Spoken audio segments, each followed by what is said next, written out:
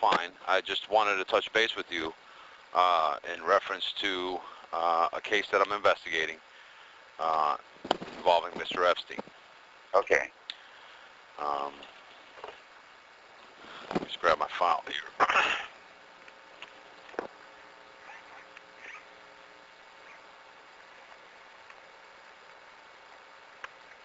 Okay. Now, you were... Hold on just 1 second. Just give me 2 seconds. No problem. Take your time.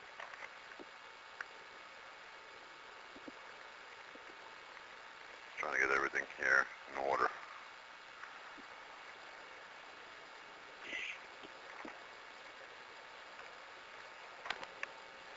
You are Alfredo Rodriguez, correct? Yes, that's me. Okay. And your date of birth is 4/12/54? That's correct. Okay. You were employed by him as what? I was the household manager. Okay, you were like the houseman? You can say butler. Okay. Butler, household manager. That was my title. Okay. How long did you work for him? I worked for him from 6 months, from October and September of last year to to the end of February of this year. Okay. It was February 2005 and exactly. August 2004 to February 2005. Exactly. During that time frame, was he in town, in residence? Oh yes, many times. Many times. Okay. Yes. Well, my main concern, obviously, is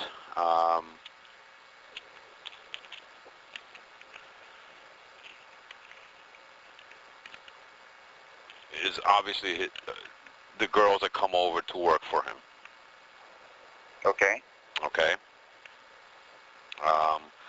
I've done a lot of interviews and I've met with a lot of people that have gone to the house to work for him when he's in town. I'm not talking about his assistants. Okay. Okay. What can you tell me about that? His wife knows about it, so he has a lot of masseurs, you know. What happened is he has a particular taste of somebody. He has a list of favorite female personnel to give him massage, you know. So he gets massage in the morning, massage in the afternoon, you know. And besides that, they were very private, sir, you know. So I didn't know what went behind closed doors. Okay. And actually, it was my job to keep everything discreet, you know. So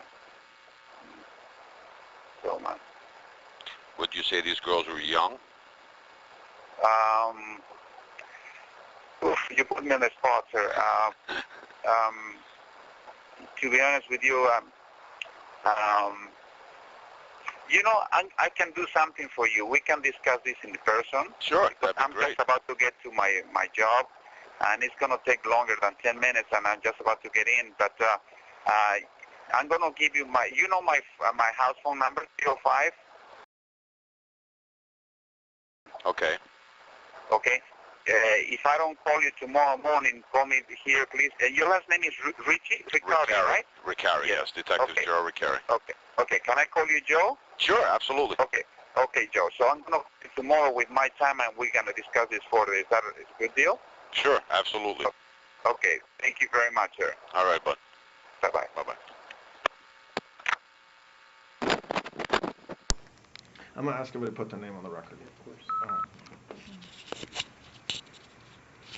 Good morning. My name is Assistant Special Agent in Charge Spencer Horn of FBI New York. Today we're doing a proffer of Ms. Maxwell. The date is July 24th and the time is 10:12 a.m. This interview is being recorded.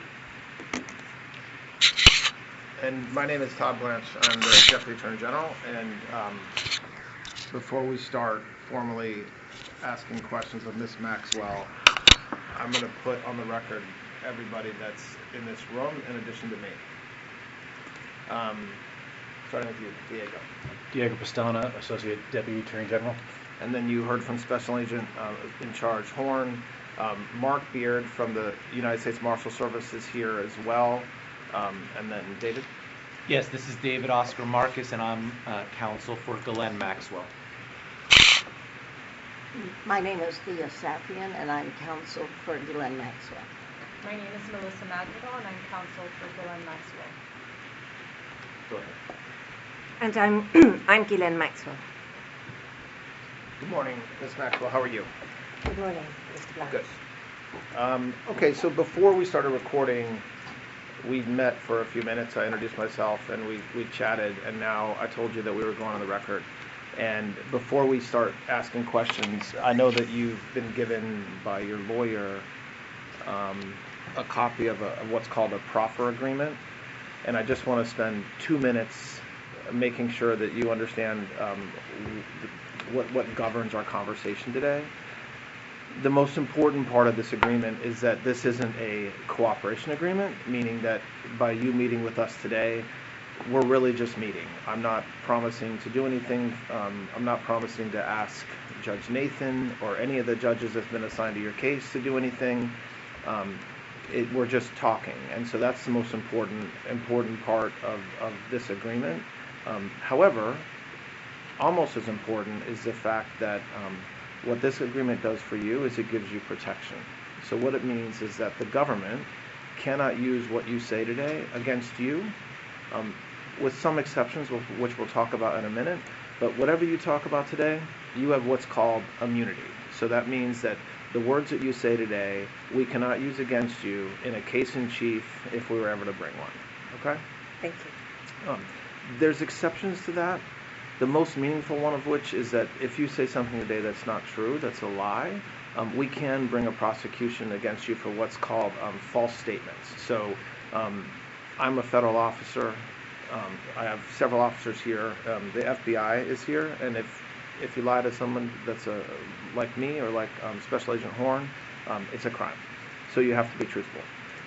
The other exception to this that doesn't necessarily apply directly to you, but if there ever was a retrial in your case, or if there ever was a criminal case, a future criminal case against you, and your lawyer or you said something different or took a position that's different than what you say today, we can then cross-examine you or a witness based upon what you say today. So it's a little bit nuanced, meaning I can't use what you say against you in our case in chief. However, if you were to testify, or if your lawyer called a witness to testify and they said something that is totally different than what you say today, we could then cross-examine you or the witness and say, hey, do you remember when we met with Miss Maxwell back in July of 2025? She told us, and then say what she said. Okay? I understand. Okay. Other than that, I know you didn't have a lot of time this morning to meet with Mr. Marcus, but did you have a chance to go over this briefly with him? I did. Okay. All right. So I've already signed it, as has Special Agent Horn, Okay. and Mr. Marcus signed it as well. So you got a pen? Please sign it right where it says clients. Yep. And I will provide a copy of this to your lawyer so you guys have it. Okay. Thank you. So, Ms. Maxwell, about a week and a half ago or 2 weeks ago, You see the light blinking on there? On the Sony.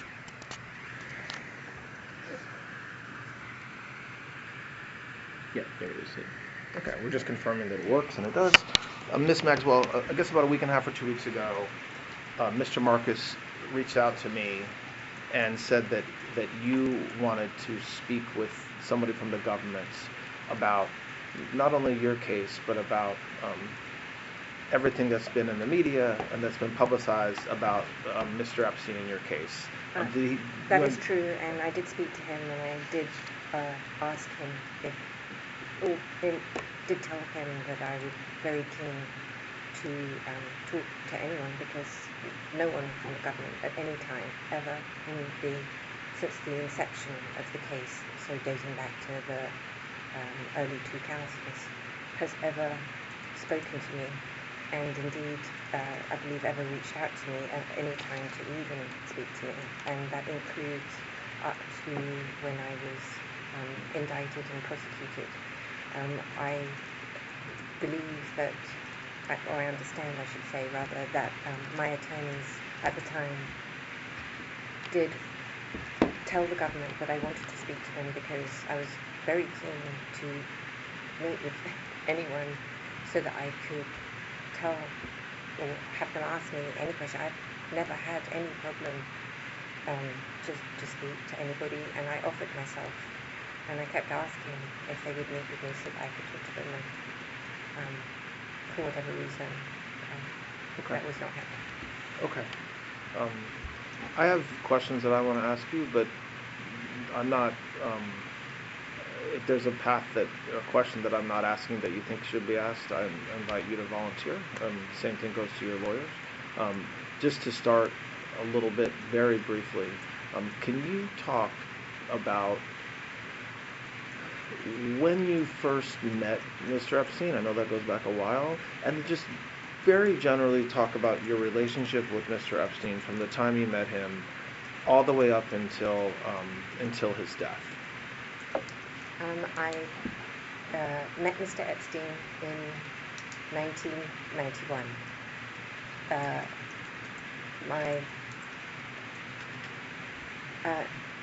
I'd never heard of him or met him before, and no one in my family had ever either. My father never knew him, and I'll explain why that is the case. Where did you meet him? I had a girlfriend who I'd moved to America briefly I'd moved to America in 1990. Okay. Moved is a big word. I'd come to visit America in 1990. I had been running my own company up until that time, which was a company called Maxwell's Corporate Gifts. And I had also been working for my father at the time. I had multiple jobs with him. I was, in 1990, I was working with a new company of his, a new newspaper that he was launching called The European. And I was in charge of launching a magazine to go with the European. And I was traveling at that time from England to America because my father was looking to,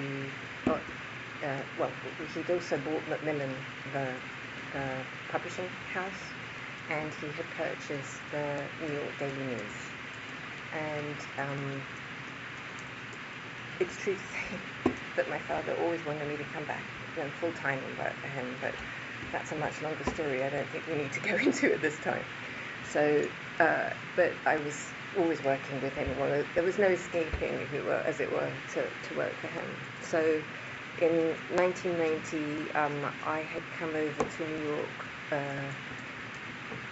to help look at some of that. He was having some advertising issues with the New York Daily News, and in fact, I may have met Donald Trump at that time because my father was friendly with him and liked him very much. And I think it should be said that he also very much liked Ivana because she was also from Czechoslovakia, where my dad was from.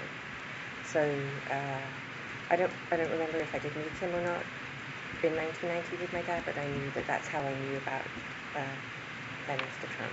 And this was before you met? This was before I met Mr. Epstein. Yes. Okay. Right. So I was already going backwards and forwards in America, and then in April of 1991, I came to New York. I can't remember for what reason, what business reason, but there was a business reason, something to do with my dad at that time. And a girlfriend of mine, an American, told me, I'd broken up with I'd been engaged, getting with a very long-term boyfriend, and we'd broken up. And she said, well, as your girlfriends do, I've got a guy for you to meet. And I was like, who is it? And she goes, he's been dating my sister, you'll love him, he's looking for a wife. I'm edging towards 30, I don't need to tell you guys that's a very important moment for a girl, to like think about important things. Sure, I'd be happy to meet him. And so sometime in 1991, we're in 1991, I met him at his offices on Madison Avenue. And I think the most memorable thing I can think about that is he was wearing a tie, which he didn't often do, and it had a giant tomato ketchup stain on it. So I was like, wow, okay. And that was how we met. Was your meeting at his office for you to meet him just personally, or were you there for work-related reasons? No, well, I knew nothing about him. Okay. He just invited me to come and have tea at him. And I was like, tea, that's English, okay. But what was unusual was in his offices. So I went to his offices and we met. And I found him very engaging, and that was that. So, okay, so that's how you meet him. So, and again, I don't want to spend a lot of time, on this particular issue, but what happened with your relationship over the years from the time you meet him in 1991 up until the time he passed away? Just give the highlights. Okay, the highlights. So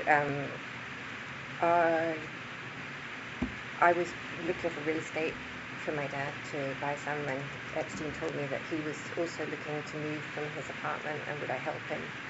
And I said, sure, I'm looking already, so I could look for him. So that's how it started.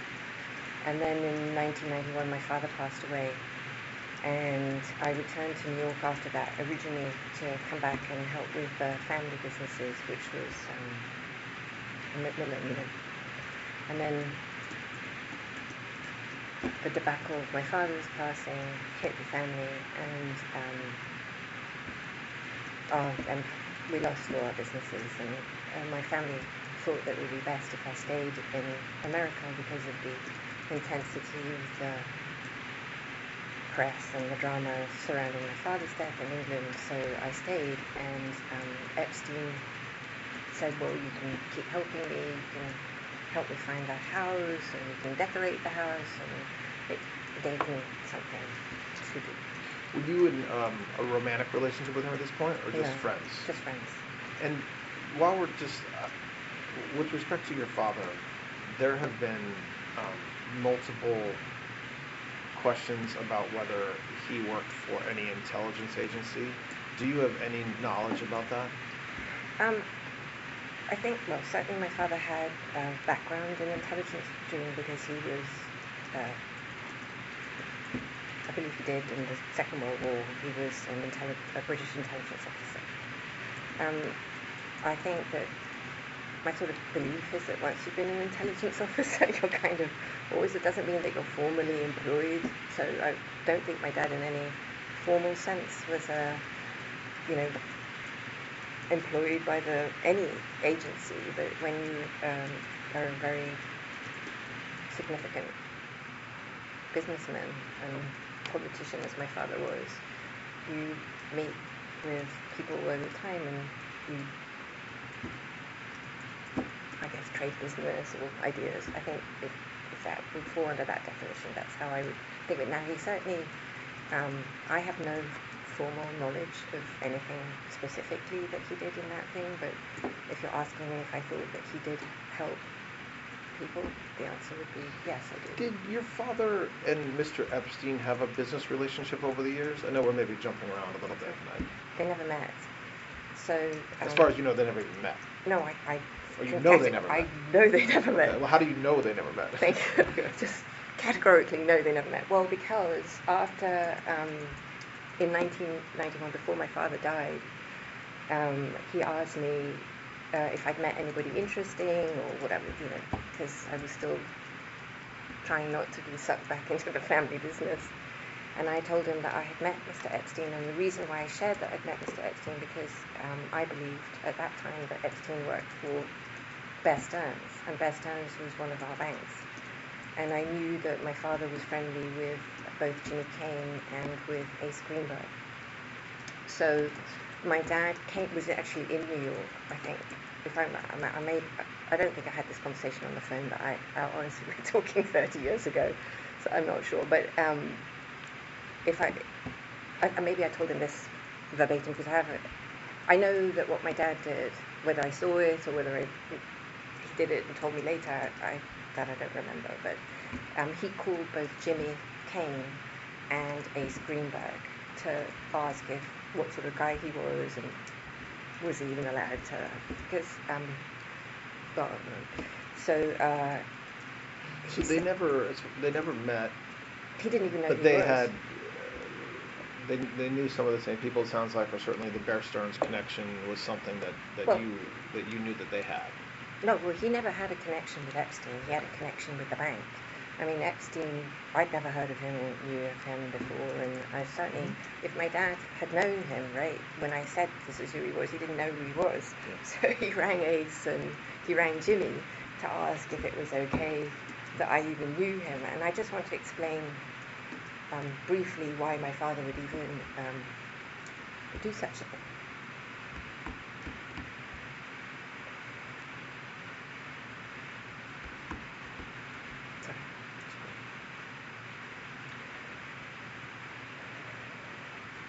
I've had some interesting things that have happened in my life, and one of them was to be found on an IRA kidnap and murder list.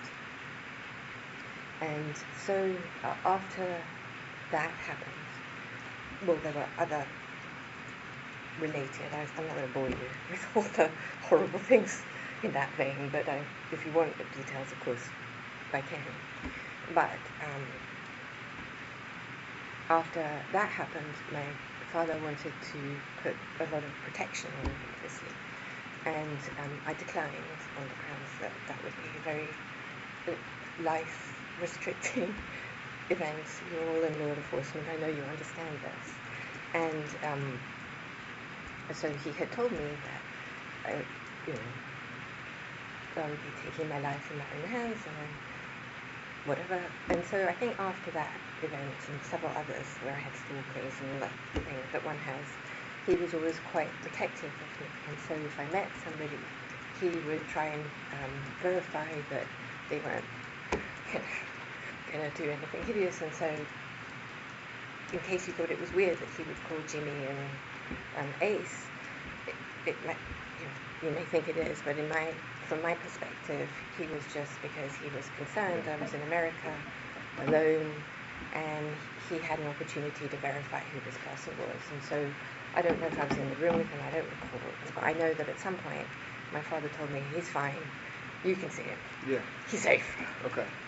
Well, okay.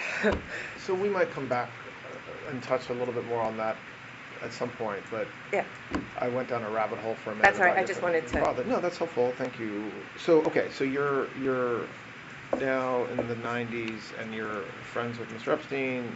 Your house, decorating the house or the apartment. What happens with your relationship again? I know we're talking about a 35-year time period or whatever, but to the extent you can kind of at a very high level talk about it. Listen, I think just full disclosure is the best way to go at this point. Yeah. So in 1992, I slept with him one time. And I was like, whoa, that's it, we're going to be dating. Because that's how I thought. And I kind of thought of myself in that moment, like, because I felt if you slept with someone that you were then dating them. Yeah. That's the world I came from. But that really was, well, that's how I thought. But we didn't sleep together again for, I don't know, really a significant period of time. And when I say years or? I don't know if it was a year. That feels long, but maybe 9 months. I mean, a long time. Okay. I just want to go back. So I had found a house for him to rent in New York because he had asked me. I'd been looking one for my father, and I found one, which was a former Iranian embassy. I think it was. I think it belonged to the Iranians or the Iraqis. Someone. Okay. And I didn't know that he had any money, really, and it was like, I want to say it was $12,000 a month, which to me seemed like a fortune. And I said to myself, I found this house, but I don't think you can afford it. And he was like, ridiculous, of course I can afford it, and he rented it. And that house came with, it was a State Department house, because it was, I think that was under Sector Station or whatever it was. And anyway, I put it back together, but there were certain rules you couldn't paint, because you had to go back, and you gave it back to the country that. So he had this house, and I had moved into a 10-foot by 10-foot apartment because all of our stuff had been either lost or frozen or whatever. So he became, in this moment, my lifeline, really, because I was like, everything was, it felt very similar to this moment, if that makes any sense. Anyway, so, but I had no key to his house. I had no free access to his house. And in the entire time that he lived there, which was, I believe, until the beginning of 1996, I never slept a single night in that house. Ever. Not one. But so you said a minute ago that that you had slept with him on one occasion, and at the time you remember thinking, that this meant you were in a relationship, but then it didn't. You really were not in that type of relationship. Well, I thought, did that change over between 91 and 92 or whatever, and years forward? So I did travel with him a lot. Okay. So I would go to his houses on Beach. He only had that house actually. No, that's not true. He had the house in Palm Beach, and he had a house in Ohio. In where? Ohio. Okay. And he had the house in Ohio because of his business relationship with Mr. Wexner. And he had and I had to go and decorate and put that house together. When we traveled together, we stayed in the same bed, but not in. But I didn't. Go ahead. It's okay. Talk. So you stayed. So when you would travel with him to his houses in Palm Beach, Ohio, or even just traveling, if it was just traveling with him, you would stay in the same bed. So sleep in the same bed with him. Yes. Okay.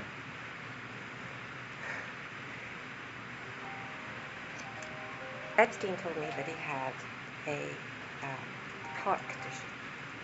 A what? Heart condition. Heart condition. Okay. Which meant that he didn't have intercourse a lot, which suited me fine, because I actually do have a medical condition, which precludes me having a lot of intercourse. So what was your understanding of his heart condition and why that prevented him from having intercourse regularly? I don't know. I mean, he liked other forms of sexual activity.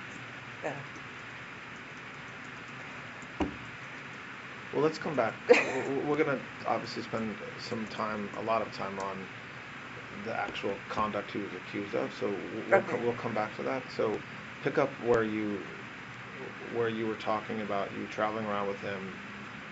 He rented the New York former Iranian house. Iranian, there you go, yeah. Until around 96. That time, I believe you said that he was basically your life, like you were with him pretty regularly. Well, no. Okay. So I never was with him regularly. That Okay. is one of those misnomers. I mean, Okay. at the beginning I did see more of him, but I worked in his office. So I would go to the office and I would see him.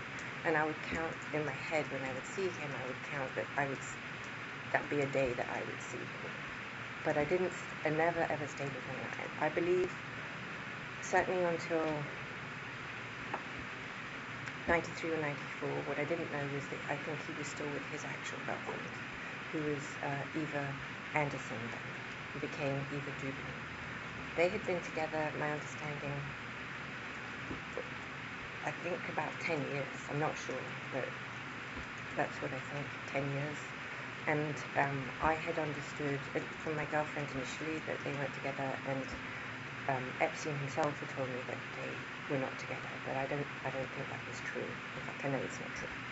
So they were still together up until I think 94, when at some point in that period when Eva met Glenn Dubin and they got married. I think in 94, I don't remember when they got married. But her, she was his best friend and his everything. He told me that he always wished that he had married her and had a child with her. And I know that she was family for him for his whole life. And I think even, I'm not sure this is true, but you guys will know if this is true or not. When he came back from Paris and you arrested him, I don't know if Eva was on the plane. Now, I think that either I read it in the discovery that I received, or I saw it somewhere, but even if she wasn't on the plane, there must have been some email communication where she was in Paris at the same time and going to fly back. One or the other, I don't know which one is the correct version of that. But so they were still obviously very close and remained throughout the entire fact. He saw her love. And so I also know now, which I didn't know at the time, was that he saw lots of other women. And I know that now because I can see it from the flight logs, and I know it now because I can see from the emails. So you know from the case yes, that from, what happened? Yes, I didn't know that along the way. Contemporaneously, I absolutely did not know. So, okay, so just, and we're going to spend time on everything you're talking about, but just to kind of close out big picture your relationship. So we're now in the late 90s. Continue on with, again, staying high level to the extent you can about your relationship with him. So my responsibilities increased with each acquisition that he got and each new project. So I believe the first thing that he purchased after was the ranch in New Mexico. Okay. And so what he had tasked me with up until that, and I think that was purchased in 94, if I'm right.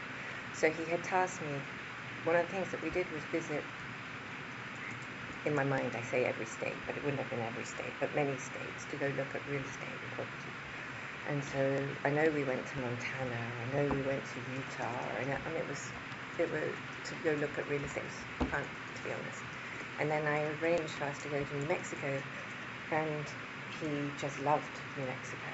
And then I don't remember how the ranch happened. I don't remember that now. It's lost. And then he ended up buying the ranch, and I think, if I'm right, it came from the kings who named him the governor. And bought the ranch, and then I had to deal with that. And dealing with that was extensive. I mean, the way that I thought of myself, or the way that I think is the best way to explain how I view my role, was as a general manager, because each property to me was like a hotel. So the ranch was very challenging, because not only that, but it had BLM land. So to maintain your BLM, you had to have cattle.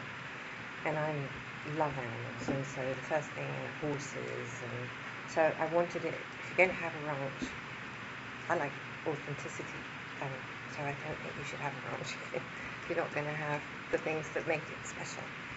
So were you paid by him along the way? So I time? became salaried at some point. Okay. My memory is that I got paid $25,000 a year to begin with. That's my memory. I may be wrong. And then with each, as it became more obvious, because I kept thinking I was going to go home in England. And but it. Did you, and financially, you were not relying on him, the 25,000 or whatever amount you were paid, were you relying on that money to live and his generosity to live, or did you have your own money? So there's a. And again, I want to just make sure we're talking about that, like keeping it between like the late 90s, maybe I guess into a little of the 2000s. I just want to hit something on the head right now. There's a tremendous amount of reporting that said that I had a Thank you. A trust fund? I have never had a trust fund at any time. So how did you live? Did you live with I mean, 25,000 is not enough to live on. No. So I had, during this period of time, the the Sears Fraud Squad had come to see me in relation to my father's passing and to establish whether I had been involved in any way with his business or with any shenanigans. I think I've told the story many times, so I don't know if it's now somewhat hypocritical, but I'll tell you what my memory is. So I received a letter from them that said, go about my business, and my memory, maybe hypocritical, there was a PS that said, are you Snow White's cousin? I had nothing. I was never involved in any of his business, whatever, so I was free. And but obviously your father and your family had a lot of businesses. Is it because the money, whatever money or whatever equity was in the businesses, just stayed with your other family members? No, there was no money. So my father was never attached to money. He was born a peasant, a real one, dirt floor, no shoes, no clothes, some clothes, but not, sorry, I don't mean to say, and nothing. And he was never into that. I mean, there were things that he had, his extravagances. He loved his boat and his plane, so obviously you need money for that, but there was nothing else. And there was not a single penny that came to any of us at any time, ever. Okay, so when you're talking about your life with Mr. Epstein in the 90s, you're very different financially. You're very different financially positioned than he is. Meaning, Absolutely. He's giving you money. He's paying for when you fly. He, I assume, Absolutely. pays for your flights. Yes. Okay. Okay. So I interrupted you when you were saying how you were functioning as general manager. You helped with the New Mexico ranch. So did your role with him continue like that for many years, or for how long? So I continued in 2000.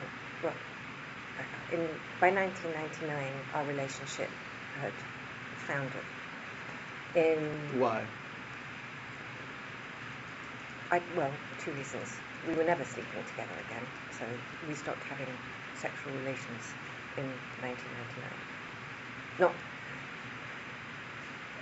full sex, sorry, just to be clear. Didn't mean that we didn't still share a bedroom sometimes or whatever. He had another girlfriend. He had what? Other girlfriends. I definitively knew that it was over after 9/11, actually, because we were both in New York. And I don't know, were you in New York? 9/11, I mean, 9/11's... and it was a scary time if you were in New York. You didn't know. I didn't know. Nobody knew what was going on. And he was in 71st Street and I was in 65th Street, my house. And he wouldn't see me at all. His mum, who I was very close to, was in hospital at Lenox Hill. Just asked me to look after her. And then I knew, as anyone did at that time, if you're not going to be there for someone in 9/11, you're never going to be there. So for me, that was the line in the sand. And he had another English girlfriend, actually, from 2000. Are you, though, still on his... Are you still being paid by him at this point? Yes. Okay, so go ahead. So what at that point, when you say you realized kind of... Well, I mean, I'm talking about I had wanted to get married and have children. And Epstein had encouraged me to believe that would... I don't know about them. Certainly by the late 90s, I knew the marriage part was never going to happen. I had believed that maybe in 96, 97, 98 maybe, but then I realized it wasn't that. But I did think that we might have a child, which is what I had really wanted. I realized... Okay, so what happens between 2001 and then 2019 with your relationship with him? So, Give or take 2001. so we stopped having physicality. I Mhm. mean, that doesn't mean we weren't friends. I certainly did stay sometimes in his room. Friends with benefits, if you will, just not sex. Okay. Sorry, just and I started dating. Okay. And I met someone that I fell very much in love with in 2003. His name was Ted Waite. Ted Waite, you may know as the founder of Gateway, the computers. And we had an amazing relationship that went on until 2010, I think. And I was with Ted from that time. Did you meet him through Mr. Epstein? No, well, indirectly, I suppose you could say. So, no, they never met. I was at a dinner where I met Ted, but it wasn't. I was with President Clinton. President Clinton was my friend, not Epstein's friend. And Epstein had flown him. And there was a dinner, and Ted came to the dinner. So I guess indirectly through Mr. Epstein, because it was his plane, but I'd have been there anyway without him. It was not Was dependent. Epstein on the plane when you guys flew? On that trip, yes. Yes. Yes. So when you say the dinner was where? Hong Kong. Okay. And so and you had flown over with, so who was on the plane for that trip? I don't mean everybody, but you said, so Mr. Epstein was on the plane? Yes. You were on the plane? Yes. Who else? That you can remember. I'm not, you only know what you remember. Was No. President Clinton on the plane? Clinton. He would have had his guy, Doug Vance. Maybe Jason Cooper. Maybe traveled with two. And so why? So how do you meet? Why do you say that's when you met him, and that you met him through Clinton? Well, I don't think Ted would have been there had it not been it was a President Clinton dinner, and Ted came to be with President Clinton, not to be with Mr. Epstein. Does that make sense? Yes. That's why I say that. Okay, so so in the time that you're dating, that you're with him to 2009, are you still working for Mr. Epstein during that time? It'd be true to say that Jeffrey tried very hard, Mr. Epstein tried very hard to keep me to working for him, because, this is a complex operation. I'm not talking about anything untoward, just the sheer size of the projects. I'm talking the construction projects, the houses, the staff. It's a really significant job. And I ran all the properties, the staff in the properties, the management of the properties, and all the construction. And we're talking tens of millions of dollars. I can't remember what the budget was for the construction on any given year. It's gone. But these are very significant projects. And so that was what I did, and I managed the budgets. Well, I didn't manage the budgets, I oversaw the budget. So I would just make sure that if you said you bought an air conditioning plant, I saw an air conditioning plant, and I could call the island manager, did you receive the carrier, whatever, When did Mr. Epstein purchase the island? I want to say 96 or 97, something like that. Okay, so we're going to come back and spend more time on the money with respect to Mr. Epstein and his wealth, but just so we can finish this. So in 2009, you end your relationship with Ted? 2009, 2010. Okay. I can't remember if it was 10. Okay. I don't know. So in that time period, what happens next as far as your relationship with Mr. Epstein? I don't have one with him. You don't have one of him, like, you don't see him, or it's just a different relationship? I did see, I maybe saw him once or twice, or maybe even 3 times. I certainly went to his house once, for sure. Maybe twice. But I was not seeing him. The only time that I was in touch with him was when the things happened, like things in the press that affected me, or when the CVRA case was filed and there was all that rubbish that went out, because I needed information, because I didn't know anything about what was happening, and I needed his help. To understand, well, it doesn't make it sound right. Rephrase that. I don't mean his help. I meant to have answers so that I had an ability to defend myself.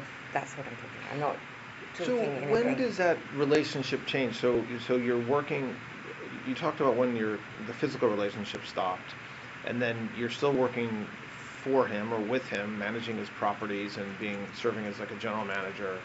You then start your own relationship with another individual, with Ted, from 2003 till 2009 or 10. At what point in that whole period is there like more of a break where you're no longer acting as his general manager? I wanted to have a full break when I started dating Ted, and he was clever. I suppose it would be true to say that I sort of viewed Mr. Epstein at that point as sort of family, if you will, like someone I could rely on, and I should have had more confidence in myself. I can see that now, but at the time, given everything that had happened in my life, I thought that it would, and I saw how he was with other people like Eva, who seemed to be very comfortable staying there. I thought this would be, and he always said I was like family, so he worked hard to maintain a relationship with me. He was generous with me. He let me use the plane, for instance, which was very generous. He would check in with my mum. Things that were meaningful to me in that time. And then, it may still not have worked, but that his mother, Paula, had been in a very serious car crash, and she had become sort of like a surrogate mother for me, sort of because my mum wasn't there. I could look after her the way that I would have.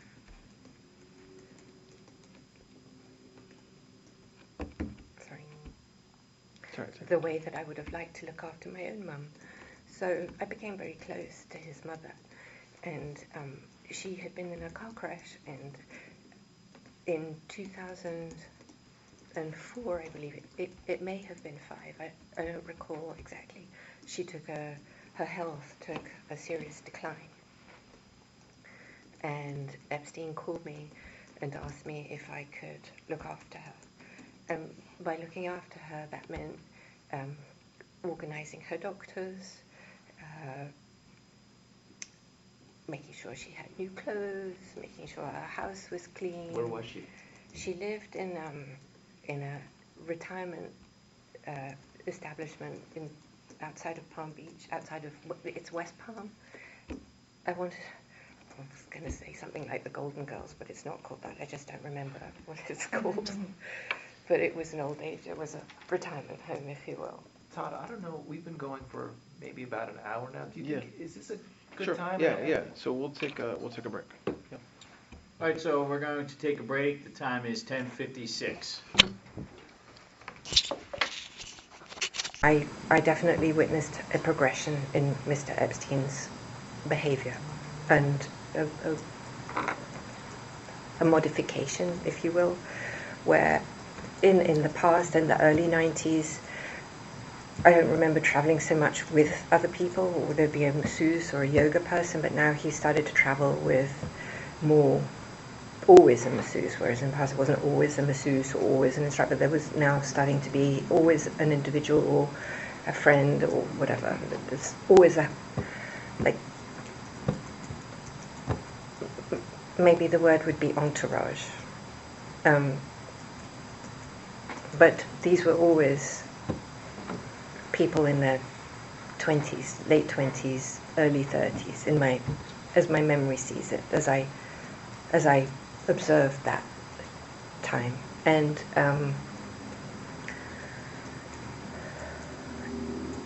he tasked me with finding a local masseuse for him in St. Thomas, because sometimes, even though I say he would always travel with an entourage, sometimes he didn't, and he wanted to have a massage locally. So I visited the spas that were local in St. Thomas and in St. John. And if I met someone, a man or a woman actually, because it was difficult to find somebody in St. Thomas, it's not exactly, you know. So, and I did find a couple of people who would come. So that's how they came. Because also it was a schlep. So if you had somebody who came, it would be, you'd have to, you know, boat ride and several hours. It wasn't just it's not like arriving with your massage table and stuff. So there was that. So I did do that. So did, over the years, males also give massages to Mr. Epstein? Yes. I did say, I don't think, at the beginning, definitely, and I would say towards sort of, again, late 90s, I don't remember any men. They were at the beginning, I think, in that, towards the late 90s, I kind of don't think of any men, I only think of women. Did you, you talk about entourage flying, right now we're talking about to the island. Did you observe any sexual, I was going to say misconduct, but any sex at all whatsoever on the plane? Never on the plane, no. Was there a part of the plane that was closed off from others where Mr. Epstein could go and get a massage or Yeah. whatever? Okay, so that's a good question. So there were two planes. So you had there was a Gulfstream, that's open plan. So anything, I mean, there was a sofa that turned into a bed, and he did sleep on that. And then, but in the Boeing, which he flew on a lot, there was, his area could be closed off with a door. And behind that door there was a bedroom and an office. So if that door was shut, you wouldn't see it. But do you, so if you never, but you never observed Mr. Epstein engaging in sex or getting a massage with somebody, where the masseuse was not clothed on the plane? I can't say that. I might have. Okay. I definitely might have, either both in the Gulfstream or in the Okay. I'm sure I did, but it's not. I can't. That's fair. Okay. Um, I'm absolutely sure I did. I must have, because he was so obsessed with someone rubbing his feet, or just when you ask me about massage, I just want to be clear. I generally what I think of that is somebody on a massage table, but other people might think of it as something different. You could have someone rubbing his feet or his shoulder. I saw that all the time. That I did, but that's separate from being on a massage table. How, again, I know we're talking about a decade-long period, but during the period we're talking about, in a 7-day week, how often would Mr. Epstein get a massage? In the 90s, when we're talking, he would get one every day. I think as that time progressed, he would get one maybe twice a day.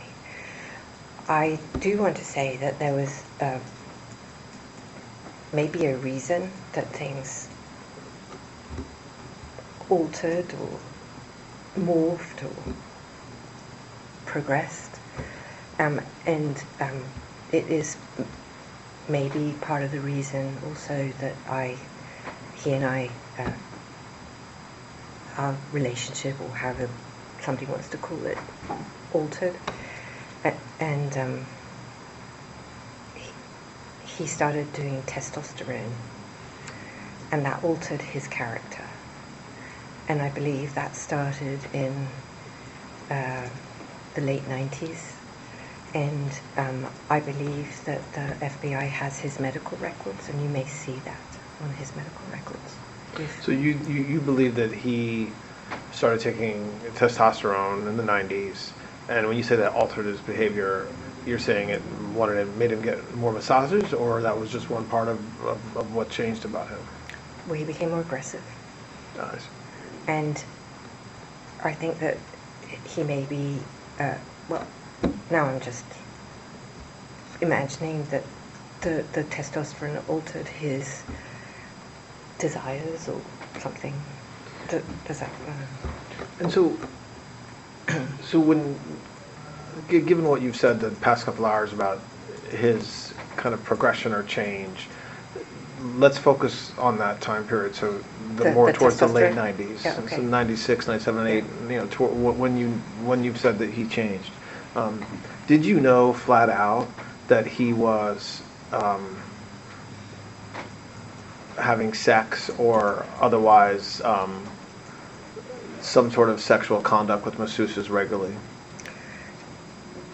Flat out, no. I denied that. I couldn't imagine that he would. But I think, looking back now, that I did not. But I started to suspect that he was not faithful. It seems ludicrous, but that's what I thought. But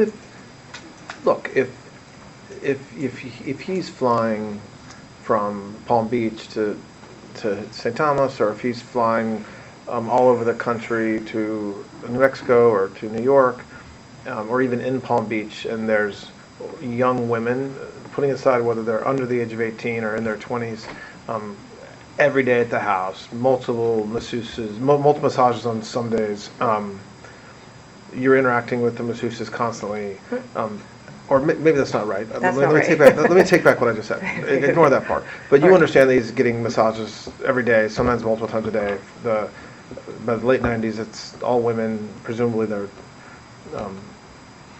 some of them are new, but they're also repeat masseuses. What did you? I mean, you had to know at that point that there was something going on beyond just he really needed to get massaged. Very fair question. There's two things. The first is the person that he saw the most at that period of time was in her 40s. Mm-hmm. And she was with him all the time. And I'm like, married as well. Yeah. And I'm square. And it never occurred, well, I don't believe it occurred to me at the time that with this woman he would be having relations. And he was with her. That was the person he had the most massages, yoga, and that with at that time, in the 90s period. The second thing is that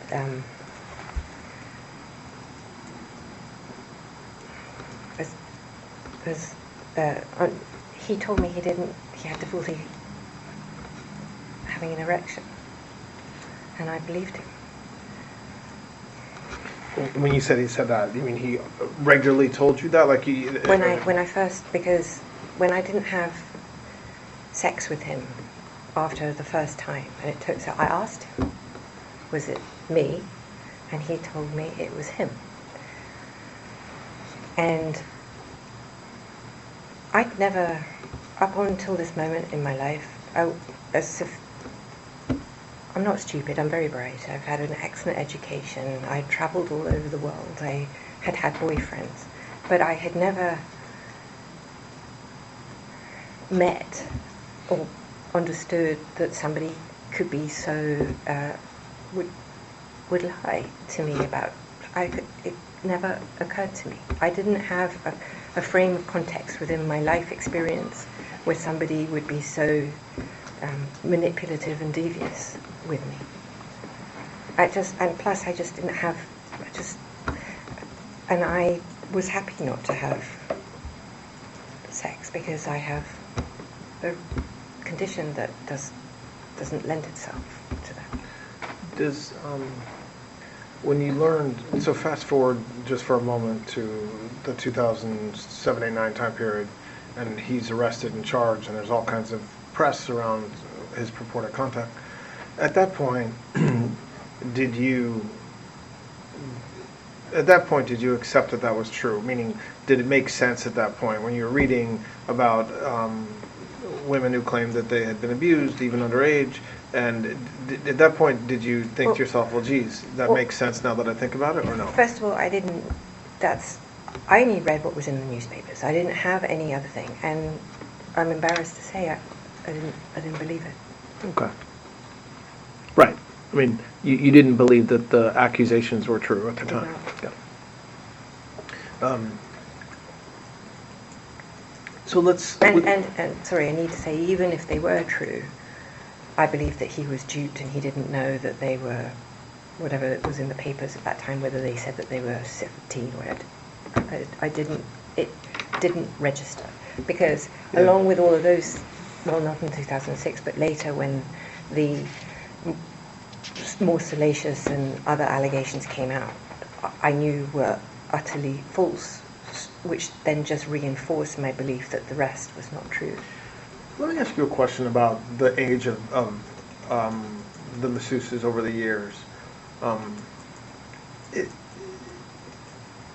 think in my mind, there's a difference between you knowing or not knowing that a masseuse is under the age of 18 and coming to give a massage, and you knowing that Mr. Epstein, sexually abused the underage person or made her strip or something like that. Meaning, and I want to understand whether you believe that nobody that came to give massages, none of the women were under 18, or that you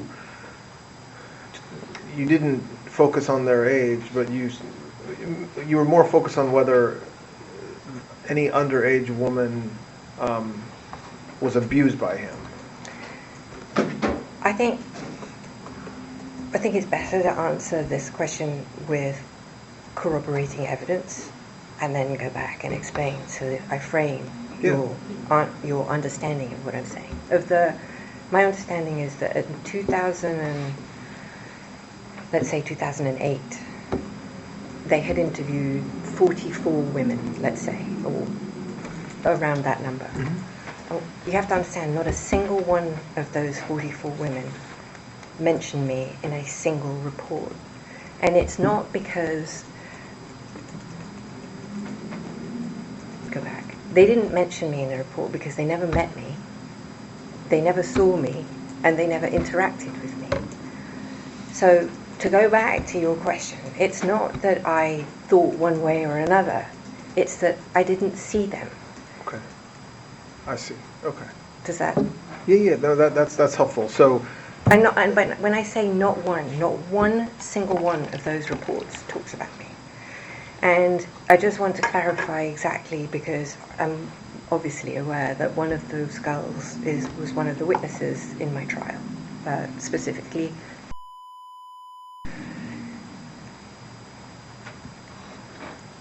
To use her own testimony so that you don't have to hear my point of view, it's better if it comes from her own words, and that way there's no second guessing whether what I'm saying. Herself said that recruited her, brought her, and trained her. Those are own words. Where was I going with this? That you didn't know. I mean, I assume. Oh yeah, sorry. Sorry to remember the words. It's okay. I really do have some slow cognition issues. So she she testifies that it was that recruited her and trained her, and not you. So then in her first FBI meeting, she reports seeing a woman with short dark hair at the house, which then is used as evidence that that person was myself. But the maid lady who helped keep the house, John Alessi's wife, with an accent, I believe she says. John Alessi's wife had short dark hair and an accent. I'm sorry, but I find, and you can ask yourselves this, I mean, I've obviously modified my accent. I've been in America a long time, but I'm British. I've been brought up with a very strong British accent. And I don't believe there's American on planet Earth that doesn't recognize this to be British or Australian, maybe, if you really don't know. But it's not some random accent. Now, the Hispanic, maybe, okay. That was John's wife that she saw, not me. And I'd like to point out further how you potentially through her own words, she identified. Why don't we okay. stop there and let them ask the next Sorry. question? Yeah, So, okay. So just, and look, I want to try to, I think probably tomorrow, I want to talk more about kind of the evidence against you and how to address that. So Okay, sorry. No, don't apologize. That's helpful, but I don't want you to be burdened. I want you to just tell the truth the best you can. So I don't want you to be burdened by what people said at trial or what the press says about you. I just thought it was illustrative when you asked me the was. question, because It doesn't. I did not. I absolutely have no memory at any. Now I'm leaving separate to this, obviously, so that's a separate story. I'm not going to pretend. Well, we'll get to yes. Go ahead. But in the terms of the scheme or whatever, however you want to determine what you're calling that, I have no memory, no active anything of having seen anybody that resembles a young child, let's call it what it is, at that house giving him a massage. At all. It's not even like I did this. It's an at all. And 44 people didn't see me or talk about me either, including.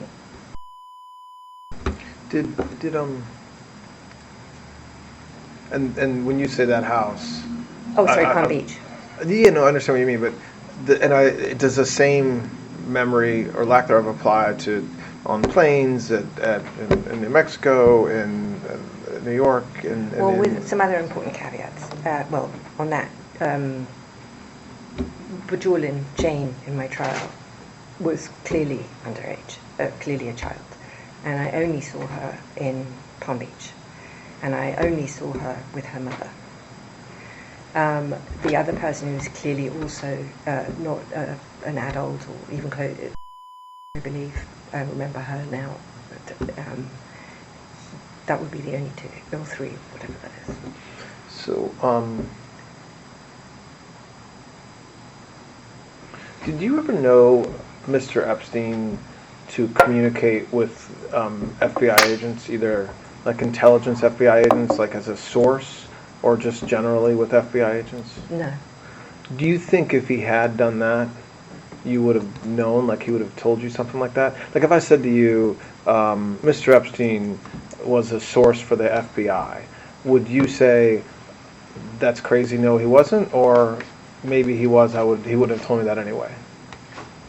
I have two answers for that. I think if he was, for real, I think he would have bragged about it to me as a show-off, because he could be a show-off. And if he wasn't, he might have dropped it like he was cool. And I don't remember him doing either. Now, with, again, the caveat that before I met him, finding money, I think he may have suggested that there were some people who helped him, but that's the only context that I recall that in. What do you mean by that? When you said finding money, what do you mean? Well, his business where remember I told you, I think in that context, he showed me a photograph that he had with some African warlords or something that he told me, and, you know, I don't remember if that's what I interpreted, like that kind of thing, or whether it was something like that. That's the only actual active memory I have of something nefarious. Well, nefarious. I don't even know if it was nefarious, but covert, I suppose, would be the word.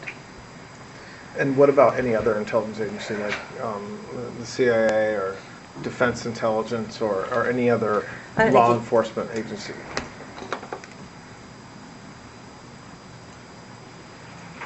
Okay. I don't think so. I think that I don't remember anything like that. I just don't think he had the wherewithal, and I think that whole aspect of that is, can I use a bad word? Yes. Bullshit. Okay. And what do you think it's bullshit, meaning, what do you mean? Would you have known if would he have been bragging to you? Would he have been saying these things? I think he was, because I think that, I think one of the reasons why he liked me was because of my family connections and why he liked other people was because they were cool or whatever. And I think that certainly early when I met him, he would have tried to impress me or tried to show off, if you will, like he was that guy, And he wasn't that guy. And so, and I think that he would have tried to bullshit me, and he didn't. So I think it's. He may have tried to bullshit me, but no, I couldn't. Right. Sorry. So I want to just shift for a few minutes to talk about post 2000 to kind of when your relationship changed over the years with him. Did there come a time when Mr. Epstein, did meet members of the royal family? Yes. When was that? So I need to go back because I think I may have misspoke. Okay. Well, I didn't misspeak, but it's something that I had forgotten. Yeah. Before I met Epstein, Mm-hmm. he lived in London for a period of time. I don't know for how long. And he met and knew some truly fancy people, like people, high society people. That included Princess Diana's best friend. Her name was Rosa Monckton. And Rosa's husband, Dominic Lawson, who's a famous journalist, actually he's a very well-known journalist. And when I... and he was friends with the Barings Bank. I mean, he had, like, sort of... That was... You're before talking he about met me. Before, so in the 80s. 80s. Yes. He was dating Eva Anderson, Miss Sweden, I think. I don't know when she became Miss Sweden. Okay, so earlier when you said that he met them later, you Yes. think he may have met some members of the royal family or certainly British high society? He met, I don't know about the royal family, but certainly high society. Okay. And the reason why I know this is because sometime this is a documentable thing, whatever. There's a photograph that can give you the date because I don't remember what the date is of this. So there's something that will peg whatever this date is. I don't remember when that is. Epstein went to London without me. He often went everywhere without me, but he was in London without me, which was decently unusual because London's my hometown. But anyway, he went without me. And he went to a big event in... I think it was in the park. Anyway, it was a big event. It's on the news. It's like there's photographs of it. And I don't know if he sat with Diana or he met Diana or he'd already met her. I don't know. But this, I believe, was organised by Rosa. And so I don't know if she was being set up as a date for him, maybe because I don't want to speak bad of Diana, but I'm not going to do Okay, it. so that was pre-meeting you. No, that was. When that event happened, when we were... Oh, okay, that was... it's when we were... Okay. I'm not going to say together, but... Okay. How about this? When I was his employee. Okay. Better. So now moving back to the 2000s, there come a time when Mr. Epstein met Prince Andrew? Yes. And others in the royal family, or just Prince Andrew, as far as you know? Well, so... As much as I can piece it together, first of all, let's just state, I did not introduce him to Prince Andrew. I did not introduce him to Prince Andrew or to Sarah Ferguson. That is a flat untruth. I'll start with that. So now I'm going to tell you how he did actually meet him. So if you find me that photograph, I can date that time when he met Princess Diana at that event. And based on that, I'll be able to tell you if it's pre or post that event, because I haven't looked it up and I've never bothered to check. So Lynn Forrester, who was a client or some type of client, or I think she actually tried to date him, or might have dated him for the record. She was in... Do you want to ask me something? No, go ahead. Okay, she was... she had a house, or she rented a house in the Vineyard. I think it was in the Vineyard or Nantucket. I can't remember now which one it was. It was one of those. It's either Nantucket or the Vineyard. And invited Epstein to go. And I believe that's when he met Prince Andrew. However, I believe that before that event, he had gone to the Bahamas and had hung out with Sarah Ferguson. And Sarah had called Epstein and had arranged with Lynn, or I don't know. I don't know now, I'm speculating. Anyway, long and short, he met Andrew at there. And I'm not holding you to an exact date, but when Well, we can approximately date was it from that picture, if you find me the picture. But do you know, without looking at a photo, in your mind, approximately when was that? I want to say it was 2000, no, probably 2001, 2002. Early 2000s. Yes. And I think it was actually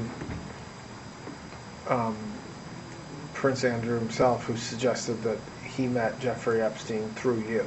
I think that's true. So, well, It's true that Andrew said that. yeah, no, I'm sure it's true. Because I'm English, and my close friends are all close friends with Sarah and Andrew. And I would not say that I was close friends with Andrew before, but certainly we were friendly, and certainly his best friends, some of them were very, very close with me. And I think that my friendship, me being present, or me, is what made Andrew like Jeffrey more, trust him, or I think that's maybe So you don't dispute that that you kind of had a role in them getting together. You're just saying you didn't say, Prince, I would here's never Jeffrey. have introduced them. It would never have occurred to me to introduce them. I couldn't imagine them being friends. Two chalk and cheeses would never, I mean, for real, there's nothing there to connect them. So he met Prince Andrew, and then he had a relationship. I don't like that word, it sounds funky. They had a Acquaintanceship. Thank you. And through Sarah, actually. I think Sarah is the one that pushed that. And they met and hung out, I want to say 2 or 3 times. That had nothing to do with me. I wasn't communicating with Andrew. I wasn't in touch with him. And I know this because I was annoyed. And I felt left out. And I felt disrespected. And I was like, this is weird. I couldn't even imagine Epstein and Andrew together. And I thought that Sarah was trying to put the moves on Jeffrey, if I'm being honest. And I thought the whole thing was annoying. And I was pissed. So what happened with their relationship, putting aside the publicity around Prince Andrew's purported relationship with, what happened, as far as you know, with Prince Andrew and Mr. Epstein's relationship from the times you just described? Okay, so after that, at some point, Epstein told me that Andrew was coming to New York and I needed to organize the whole thing. Right? That's classic, by the way, classic Epstein. Of course, if someone's, I'm like, all right, fine, whatever. And because he wanted to make sure that Andrew was taken care of and that he was comfortable, he had whatever he needed, and yada, yada, yada. And I'm like, well, am I going to meet him, or are you just going to have me do all the job? And he said, well, you can come and say hello. Right, wow, that's so nice of you, for real.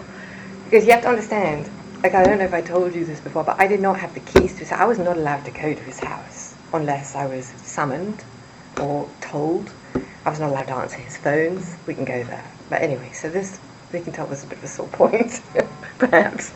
Anyway, so Andrew came, and of course, the minute we got together, I was like, yay, hi! And then it was so nice because the difference of being in England with Prince Andrew versus being in New York without all the bullshit was insane. And our friendship just like lit up like this.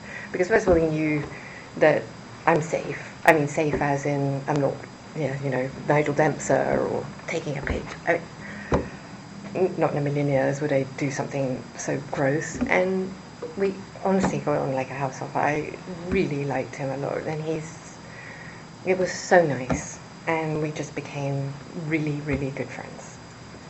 Much more so than when we were in London, if I'm honest. And then with respect to and Prince Andrew, what do you know about that relationship? Would you like to ask that again? Relationship's a big word. Like I said, I don't like the word. Let's just start there. Okay. So I have read.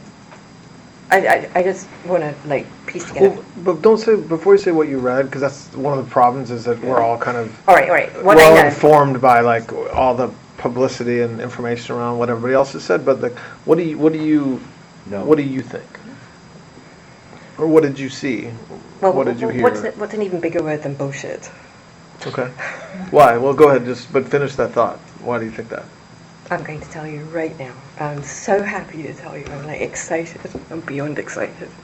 Okay, so there's a mixture of what I've actually seen and know from the evidence and versus what I've put together. Impossible for me at this point to separate everything, but I'll tell you what I know versus what I saw and what I physically have in here. But it's helpful for you to know. So, the allegation, I have to go with the allegation. The allegation was that at my house in London in March, whatever that was, 2001, I believe, we went to London specially so that could have a relationship with Prince Andrew, and she was paid a vast amount of money for that purpose. Okay. And that she then got in my bathroom in my house in London and had sexual relations with him, and then went into my guest room and had full-blown sex, and then left my house. Oh, he left and she felt used and disgusting. And a photograph was taken of them just before all these events took place in my study. That is what is the story. Oh, and then after that, she met him several other times, but we'll come to that. This is where it will allegedly started. And they went to tram. Oh, right. We went to a nightclub that night. Oh, we went to dinner, right? We went to dinner and then to tram. Okay, so the first thing about that weekend, that specific weekend, was that it's my mum's 80th birthday and I was in the country. And I have some corroborating evidence for that and a lot of testimonial that you can check. So that takes care of the reason why one of the reasons why her story doesn't hold water. The second reason why, so by the way, when I say that, my mum turned 80th that actual weekend. It was her birthday, it's on March the 11th. And the reason why I went to London, and I presume, but I don't remember, is why when we were, so the whole trip started because of Alberto Pinto, who is the decorator for the island and for New York as well. And he had wanted Epstein to go to see a house in Marrakesh, if I remember rightly, and went via the Alhambra. It was also for New Mexico. So there's architectural pieces that contain, and that was the basis of that trip. And I suspect now that that trip was planned all around the fact that I was going to be in London no matter what for my mum's 80th birthday at my brother's house in the country, which is approximately an hour outside of London, an hour and a half outside of London, at my brother's home. And we all congregated on the Saturday for her birthday celebration on the Sunday, and then we left. So that's that. The second reason why, probably maybe even the more important reason than my mum's birthday, that I think it's absolute rubbish, is that Prince Andrew, the idea of him doing anything of that nature in my house that's the size of this room is so mind-blowingly not conceivable to me as the man, or what I can't even. No. Is there any way that it could have happened? No. Okay. Describe the physical plan. Oh, the physical. So, my house was tiny. I think it's 900 square feet in total. Well, maybe that. Is that right? Maybe. Yeah. Maybe 9. It is on 3 floors, however. So you're talking about it's a jewel. It used to be a stable for a horse. It was the stables for the big houses. It was the little poor man's home behind the rich man's home. it's a jewel. Was a gorgeous little place, but it is the size of a nut. If you make a noise, let's say you did a little burp or something, you didn't want it, you'd hear it. It just, where she says that they had relations in a bathroom, first of all, the bath is an old Victorian bath. I'm quite small. It's tight for me. I put my brother in there to see what would happen, and it looks like a blivet, which is a sausage in a very tight skin. So her description of whatever the two people were doing in the tub, that would work. The bathroom itself is so small you can't lie flat on the floor, so it couldn't happen on the floor because you physically can't. This bathroom is too small to even be on the floor. And then the kicker of all kickers is that because the bathroom was so small, I decorated it to try and make it look huge, which meant that I put mirrors the whole way around it. And what was so fun about being in there is that if you stood in the bathroom, you saw like 100 of you, like you do if you were in a fun house. Yeah, well, Alice in Wonderland, or one of those things that you would see yourself going stretching everything. And it's the image, if you said you were, let's say for telling the truth, she could say she was having sex with 5,000 generations of the royal family because that's how far back you could see yourself. There is no way in God's green earth, if that had taken place, that this is something that you would miss, because you can miss it. If you were standing there now, you'd see the whole of the FBI, the whole of the Department of Justice standing behind you. It's like, no. Did you Also explain where the tap was in the bathtub. Oh, well, it's an old Victor. Had a tap. So if you were in, God forbid, if you were in the tub, this was the tub. My tap would be here. I think. No. So you think it's kind of logistically and physically not something that could have Well, there's happened. that. And there's just, Andrew would, he's so,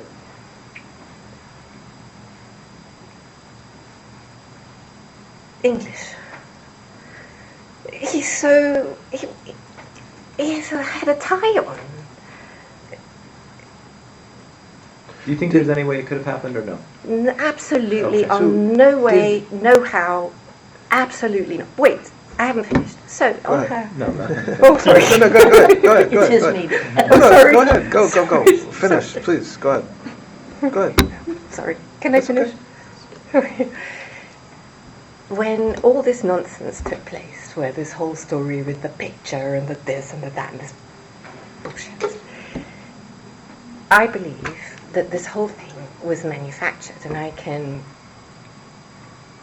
point you to some potentially corroborating evidence of this. So when she gave the photograph to the FBI in Australia, Just to be clear, the photograph you're talking about the famous one I where have an image of it where here. If you Prince want to look at Andrew's it. holding and you're in the background. The fake. Just to be clear. So, on the back of that, and this is in the Discovery, by the way. I don't know if it's in, I don't know which Discovery I saw it in now, but she wrote in the back that it was a picture that was taken in January of 2000 or 2001, I don't remember. Okay. So now, in her handwriting that she's giving the FBI this picture, suddenly now it's March. So how do you go from her writing it's January to March? It's because that's the only one that fit with the flight logs, that when she could be in London and this took place. The second thing is that, I'm so excited to tell you this. There is a journalist. I know you guys are quite, I don't know. The fake news is at work here. So there's a journalist called Sharon Churcher. There is a lawyer called Brad Edwards. These two, and there is a Southern District of Florida prosecutor called Villafana. I would very much look forward to showing you the relationship between these three parties that created that story. Why? Well, without putting aside the relationship, Why do you think they created that story? I believe that story was created for the purposes of, well, there are multiple. The first one is financial. The second one is for the purposes of the CVRA case. The third one was for the serialization both of her book and in the papers for the story to attack the royal family. And just as a... So, I think when you were just asked about the photo, you said you actually thought the photo was fake. Do you think it was just misdated, or do you think it's literally a fake photo? I believe it's literally a fake photo. Why do you think that? Well, first of all, I don't remember it. We'll start. But right, you, okay. But the outfit I'm wearing yeah. is the outfit from my mum's birthday party. So, but you don't have any... Do you dispute that they met each other? Do you know whether they've met each other? I do not know that they met. Okay, so you not only... So you think the photograph is fake, but you also are not even positive they actually ever met each other. I am not.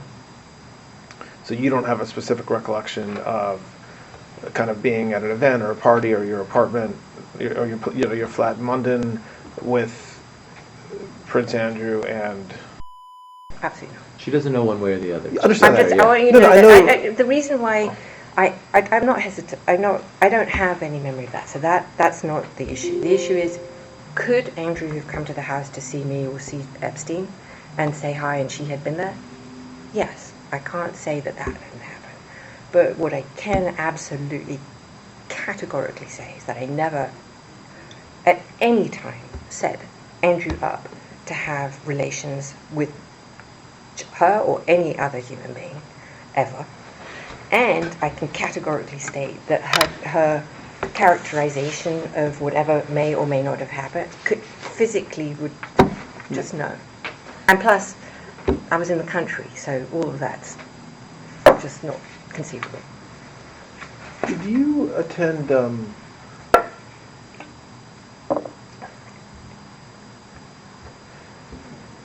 Did you attend social parties over? And again, I really now am focused on 2000 plus, so not the early years, where Mr. Epstein would host a party or be a big part of the hosting of the party, and some of or many of the young women who were masseuses would be invited to the party as guests or as entertainment.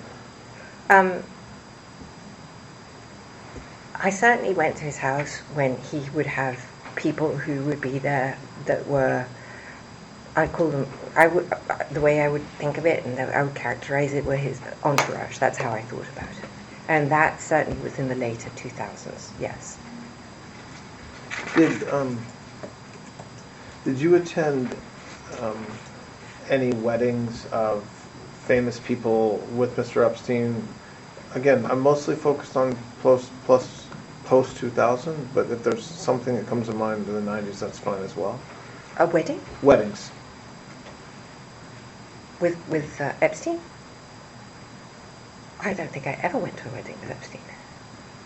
But I can't think of a wedding that I ever went to with him. Do you know, so you don't remember, you didn't attend President Clinton's daughter's wedding? I did. Chelsea Clinton's? But that wasn't with Mr. Epstein? No, it was with Ted Waite, my boyfriend. Say it again? With Ted Waite, my boyfriend. Okay. Do you know whether Mr. Epstein was at that wedding? He was not. Okay. And how did you have a relationship, well, why did you get invited to that wedding? Because Ted and Clinton were very close. And how were you close to them? Like, what was the reason you were close to them? I met President Clinton. Well, first of all, I went to the White House with Epstein once for, I think it was for a historical, like one of those benefits. And I met the president then, but like 1,000 other people shook his hand. Then after that, I had a good friend of mine that was known to be the mayor of Miami Beach, Philip Levine, and Philip and the president were very good friends. And Philip and I were very good friends, and so I actually was introduced to the president post his coming out of the White House and became friendly with him because of Philip Levine. Because of what? Philip Levine. There's some names that have been publicly associated with Mr. Epstein that I just want to ask you if you know about. Piers Morgan. Is friendly with who? With Mr. Epstein. I have no idea. Never. I doubt it. Yeah, there's no trick question. I'm not suggesting that I know the answer to it. I'm genuinely just asking. Well, I would be astonished. I can't imagine they'd have anything in common either. How about? Were you friends with Piers Morgan?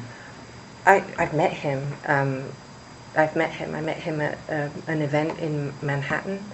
I can't remember what. More recently, so probably in 2012, 30, something in that, and we had a very nice conversation. So I remember that. I remember thinking, I don't remember if I'd ever met him before, but I remember thinking how nice he was and how I was surprised. So I liked him. What can I tell you? So that's the only memory I have of that. I'm not sure if that's correct, but that's what I think. I don't have a correct or incorrect. No, I just don't know. I also want to try and. No, but I want you to believe me, because I mean this. There is so much information in the public sphere about you and Mr. Epstein and others around, and some of it is definitely true, and some of it is definitely false. Okay, all right. So when I ask a question, if I think that you're not being honest or that you're missing something, I'm not. This isn't got you. I'll say that to you. Did you ever meet JFK Jr.? I'm sorry? Did you ever meet JFK Jr.? Yes. When was that? I met him at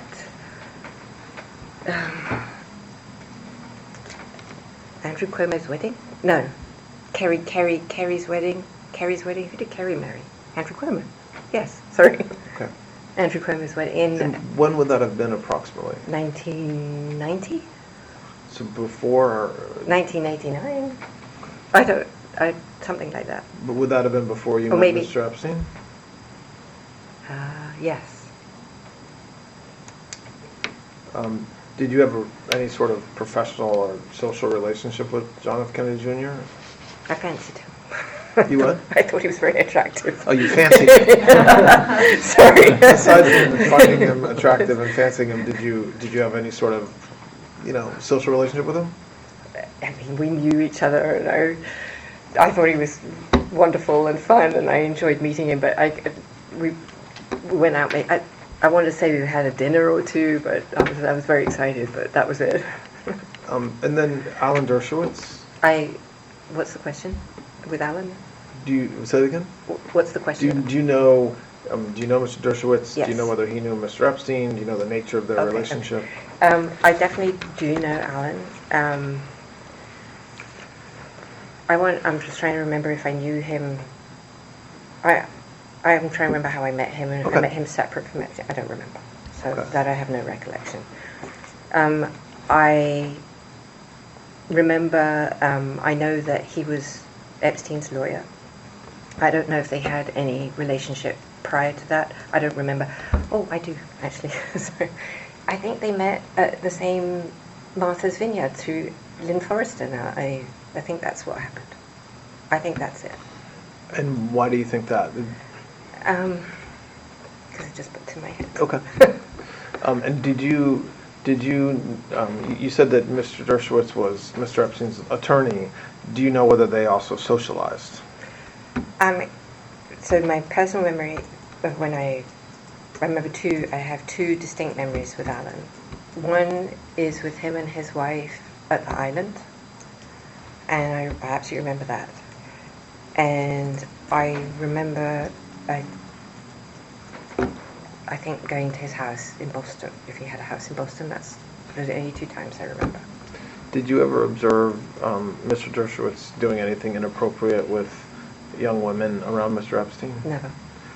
Did you ever hear anybody did anybody ever tell you that he had done anything inappropriate? Absolutely not. Did you ever, do you know one way or the other whether Mr. Dershowitz ever got a massage at the island or any of the locations that he was at with Mr. Epstein?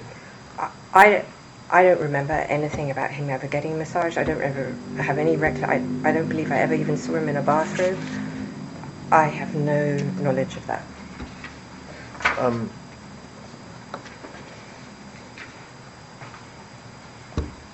jumping around a little bit. You mentioned, I think, briefly, but the Terra Mar project? Yes. What is that? I founded Terra Mar the idea of Terra Mar came, I think, in 2010. So I want to just explain Terra Mar a little bit. So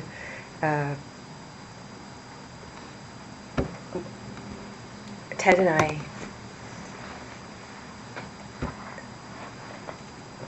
bought a boat. Well, Ted bought the boat. And the basis of the boat was to do explorations and sea exploratory stuff. This really started because I have had since I was a child a love of the ocean and everything aquatic, and I've always been I'm nervous about the state of the ocean. When Ted and I, we worked with National Geographic and we did exploratory work, and the most exciting, we did many exciting things, but one of the most fabulous ones that we did was we looked for Amelia Earhart twice.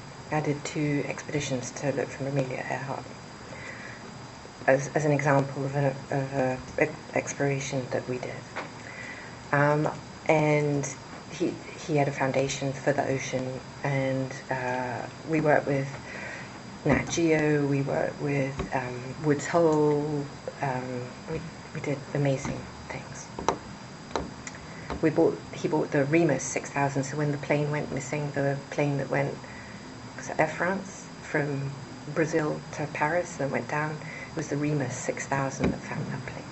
It's one of those deep sea underexplored. Anyway, when I broke up with Ted, I just, one of the things I did not want to give up was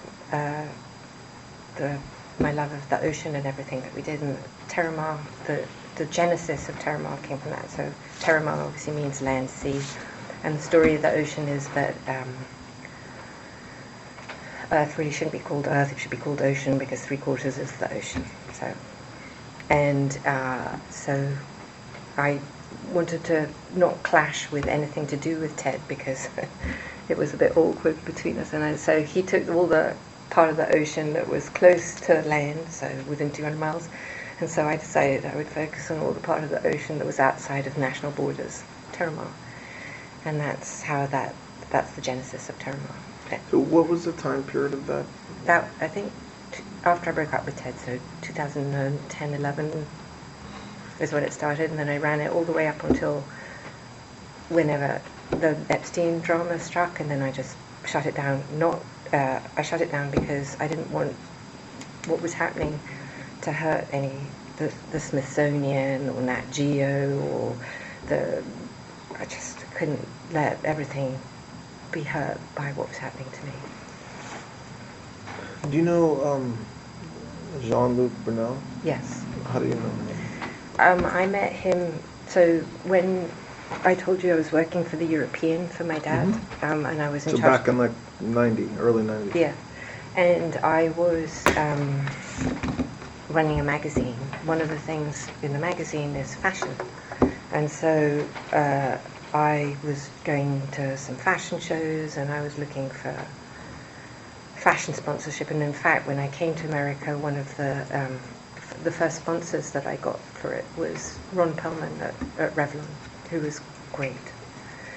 And I met Jean-Luc through just in Paris like that, but socially not. Did Mr. Epstein know him as well? Did you later learn whether they knew each other? I'm not sure. I don't. he would have, Epstein had his own fashion situation, so he would have, he didn't meet Jean-Luc through me.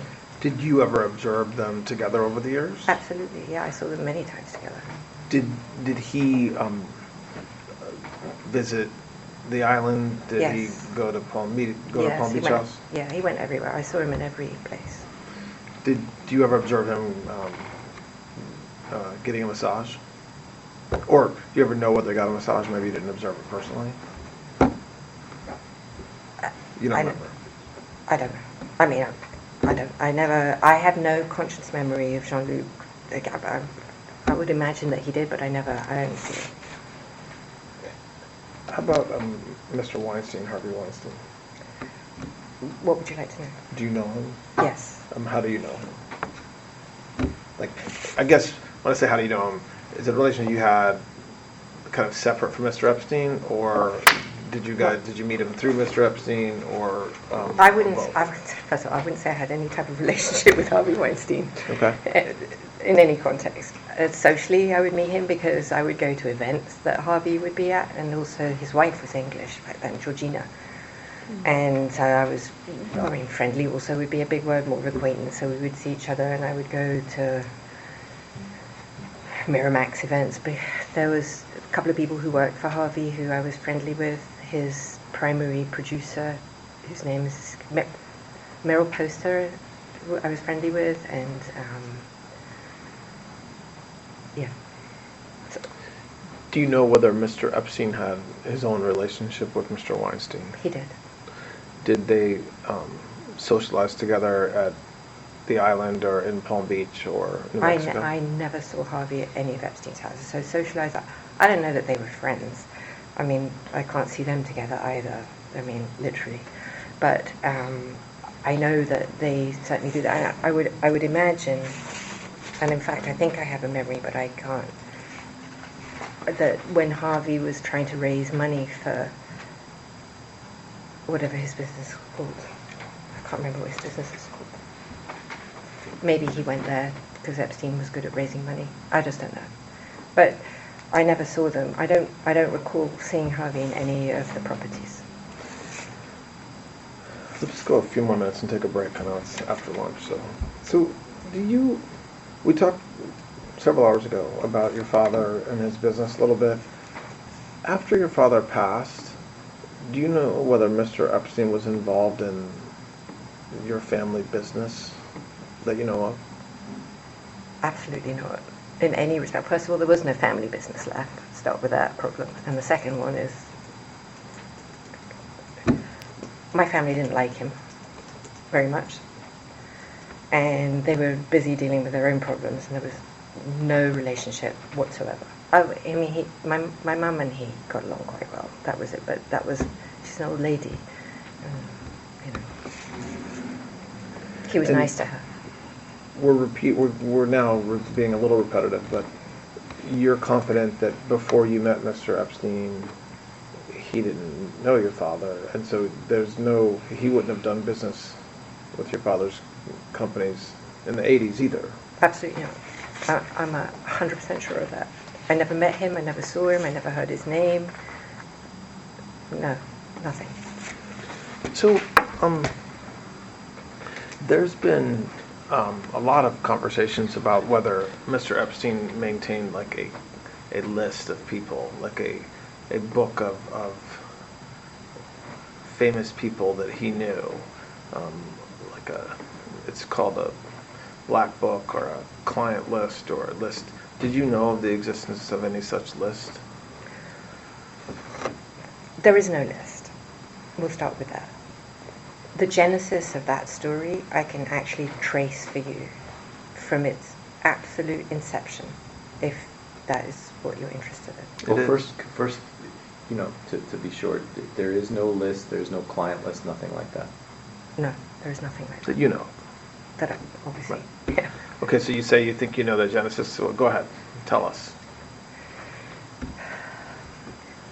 I'd like you to know that I have brought some supporting corroborative evidence. Well, tell me what it is too, and then we'll get the corroboration. Okay. Yeah, go ahead. Is this? Do you want to take a break here? Because this is a long. It's a long story. Yeah, this is let's take a break. Yeah, let's take a break. All right, the time is 2:03, and we're going to take a break right now. We are continuing with the recorded proffer of Ms. Maxwell. The time is now 3:10 p.m., Thursday, July 24th. My colleagues alerted me to a couple questions I think I may have forgotten to ask you. One is, sorry, I'm just going through my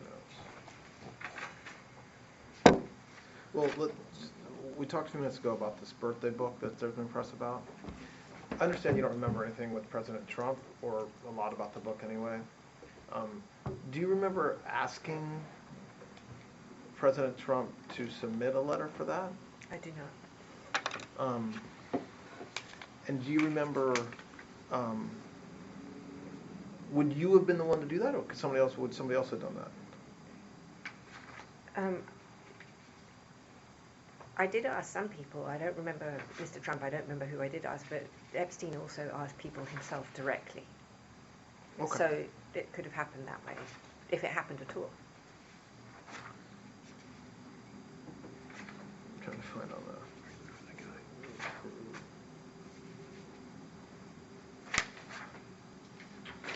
Where is that? You mentioned Ehud Barak. Yes. What was his involvement? This would have been in the later 2000s, so I do not know how they met, but I do know that they, I don't know if friendly would be the right word, I don't know that, but I know that they saw each other, and only because my father, you know, anything that touches Israel or the state of Israel, I'm always interested in, because my father loved Israel, and so I pay attention to it, and we have ties to, you know, to Israel. When you said it was later, though. Ties meaning friends and family relations. Was the prominent was Mr. Barak, or Prince Barak? Do you know what the nature of his relationship was with Mr. Epstein? I don't. Do you know? Were you ever with them together? I think I have a memory of meeting Ehud, but I don't know if he was with Epstein, or I don't remember. I just know that I did see him, and I'm struggling to remember the context around it. But I'm sure it happened, but it must have been very brief, because I don't have any serious memory of it, any like deep memory of it. And maybe this is obvious. And maybe it comes also because I've read it in the press, that maybe something that brought it to my memory. So that's also, I mean, I think the press has been very contaminating. So it's hard sometimes to separate those stories from, you know, your memory sometimes. Do you know a British gymnast by the name of Heather Mann? Yes. Did she? I didn't know she was a gymnast. Oh, okay. I'm reading something that says she was a gymnast, but okay. Please don't assume that that's correct. Okay. Based upon my words. Okay. Did she ever travel with you and/or Mr. Epstein? Yeah, she did actually. I think that she might have been one of Mr. Epstein's girlfriends at some point. What? Again, I know we're talking about time periods that are vast. What time period would that have been? Like after you, like since 2000? I wanted to say, I don't know, could be the 90s, I don't know. But I mean, listen, there are people that pop out of the woodwork all the time. I just saw one on TV saying she was his girlfriend in 93 and 94. So I mean, he obviously was very busy. Where's she flying? Well, there's that. Did someone named Mark Middleton? Yes, I remember him. He was in the Mr. Clinton's administration, President Clinton's administration, I think. And how do you know him? Well, I met him, and I met him through Mr. Epstein. And was he, from what you observed, was he a friend or business acquaintance with Mr. Epstein?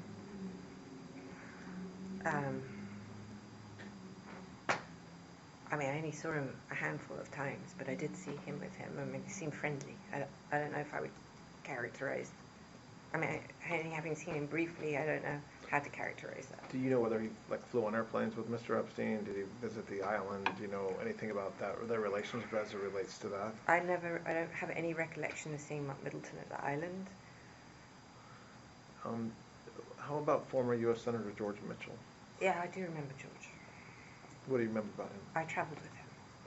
We went to the most memorable day. I went to, well, I was friendly with his wife, start with that, with Heather. And Heather was in New York, so I hung out with her a few times. We had dinners, and I was just friendly, I would say.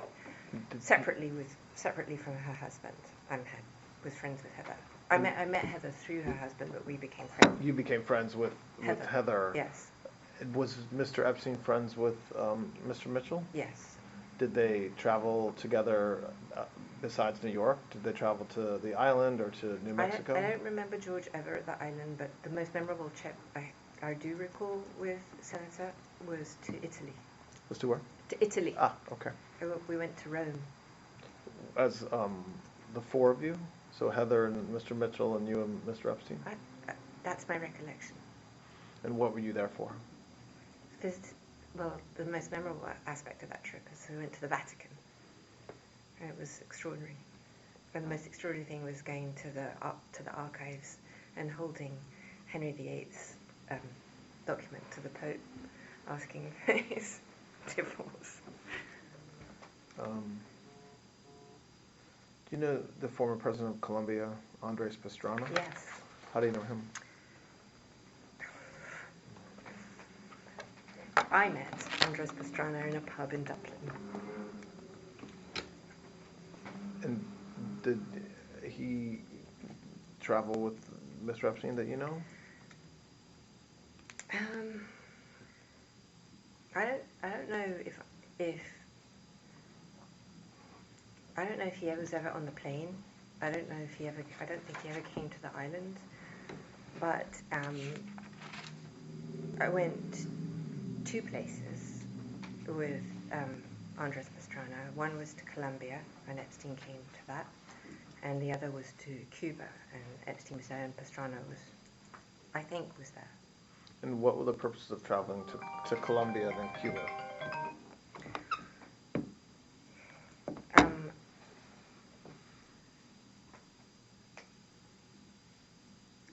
I'm a helicopter pilot, and Andres is a helicopter pilot, and we just became friends, and I flew a Black Hawk in Colombia. And how about to Cuba? I have a friend of mine who was the cigar distributor for Monte Cristos, maybe. I can't remember which cigar it was. And so we went there, and he organised the trip, and we met Fidel Castro. When was that approximately?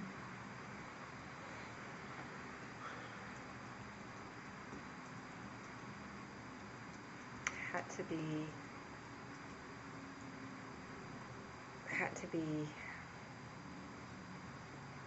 2002, 2003. Okay. Something like that, I think. There's some more names that we might talk about tomorrow with the same type of questions. But as far as a catch-all, there's been a tremendous amount of public information about all kinds of names, including some of the folks we talked about today, and their relationship with Mr. Epstein and or you. For any of the folks that we've talked about today, did you observe them doing anything improper with Mr. Epstein, whether with masseuses or with women or girls who were traveling, or at the residences that they were at, or at the parties that they were at? I did not ever at any time see that. And for any of the names we've talked about today, and then tomorrow we'll talk about some more, but for today, do you recall having any conversations with anybody else where they reported to you that they had seen something that one of these individuals had done, whether someone else that works with Mr. Epstein or somebody that observed something? If anybody had ever reported anything, first of all, the answer to that is no. And also, I just want to be clear that had anybody ever reported anything illegal or disgusting like that, I would have immediately done something. And I never heard it, I never saw it, and no one ever complained to me, or tears, nothing like that. Okay. All right. So we took a break when we were talking about Mr. Epstein and his death. Oh, bless you. That's okay. Take your time.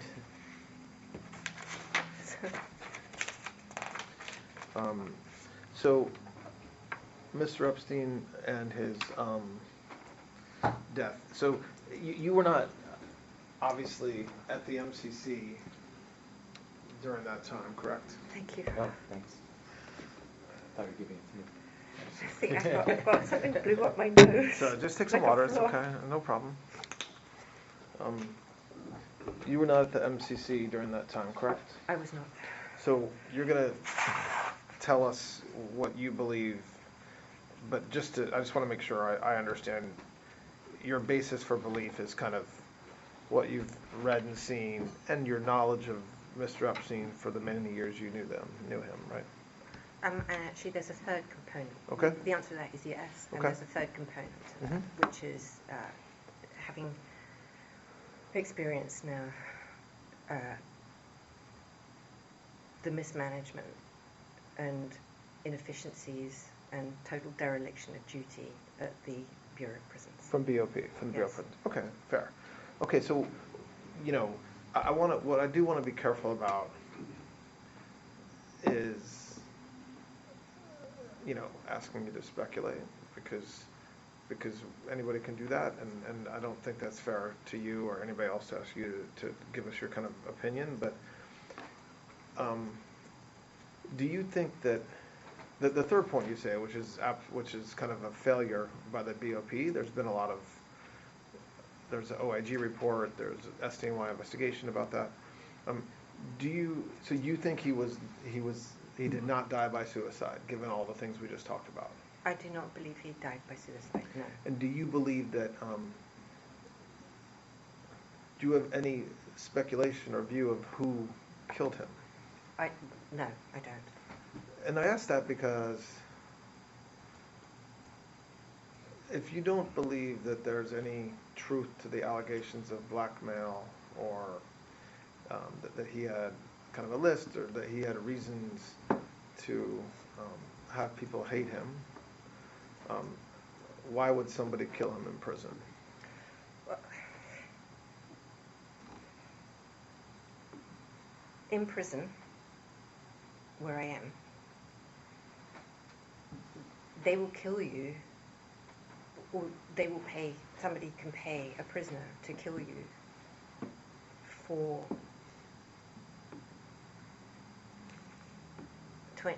$25 worth of commissary is about the going rate for a hit with a lock today. So that goes to the third reason, which is kind of the mismanagement, or Yes. the shortfallings or shortcomings of the Bureau of Prisons. Yes. Which is a little bit different than my question is, which is, do you think there's somebody on the outside of prison, so putting aside what could happen on the inside, on the outside of prison, who wanted him dead so badly that he would have, or she would have, caused him to be killed on the inside? I think I don't see that. I think, is it possible? Of course it's possible, but I don't know of any reason why, and I don't believe in the blackmail or in any of this. I don't think Epstein had a hit on like that. If it is indeed murder, I believe it was an internal situation. Yeah, so you don't have any reason, first-hand knowledge, or even speculation, it sounds like, to think that that he was killed to kind of silence him, or to keep him from going public about people he knew about. I don't. No, because I think that is just part of the story that's been created that started back in 2008-9. Okay. Yeah, I mean, that's the point. Like, I don't think there's value in talking. There's been a lot of there's a lot of information about what happened, you know, at the That's MCC, fine. but what is important to me is whether, you know, if is the idea that he didn't die by suicide, that's one thing, but if to the extent that folks believe that he was murdered to keep him quiet or because he had information on rich and powerful people, that's what do you have any reason to believe that that's true? I do not have any reason to believe that, and I also think it's ludicrous, because I also happen to think if that is what they wanted, they would have had plenty of opportunity when he wasn't in jail. Yeah. And if they were worried about blackmail or anything from him, he would have been a very easy target.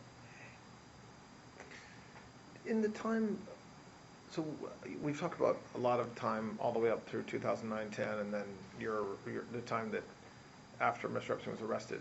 When's the last time you spoke with him?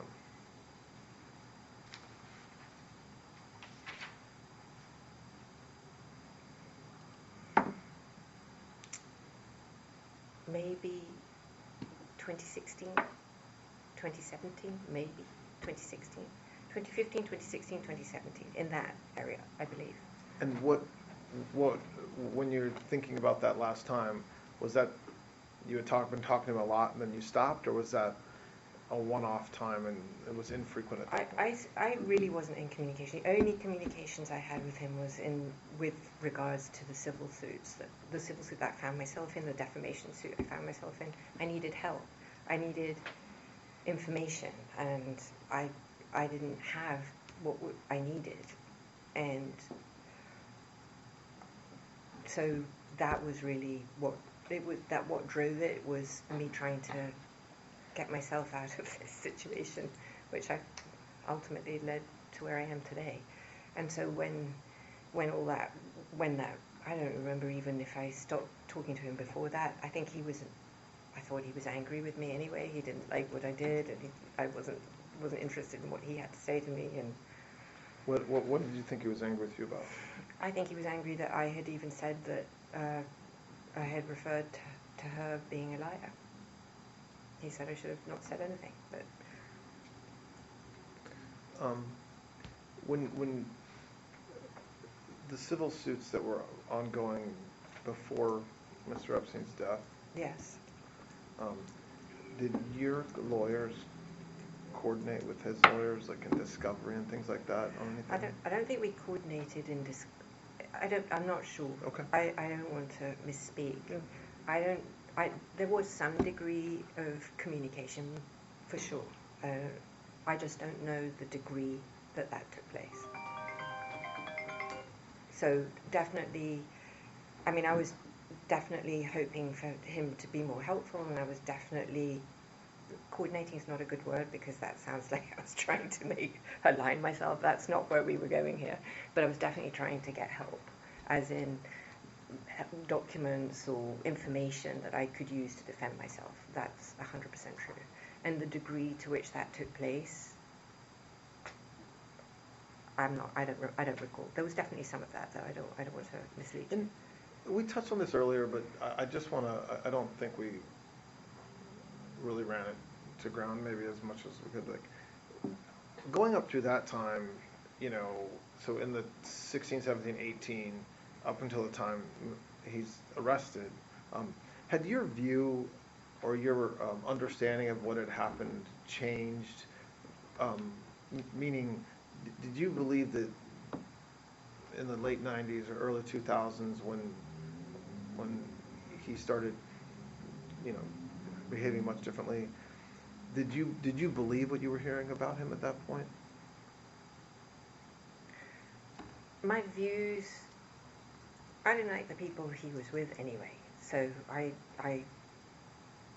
don't find, how do I say this?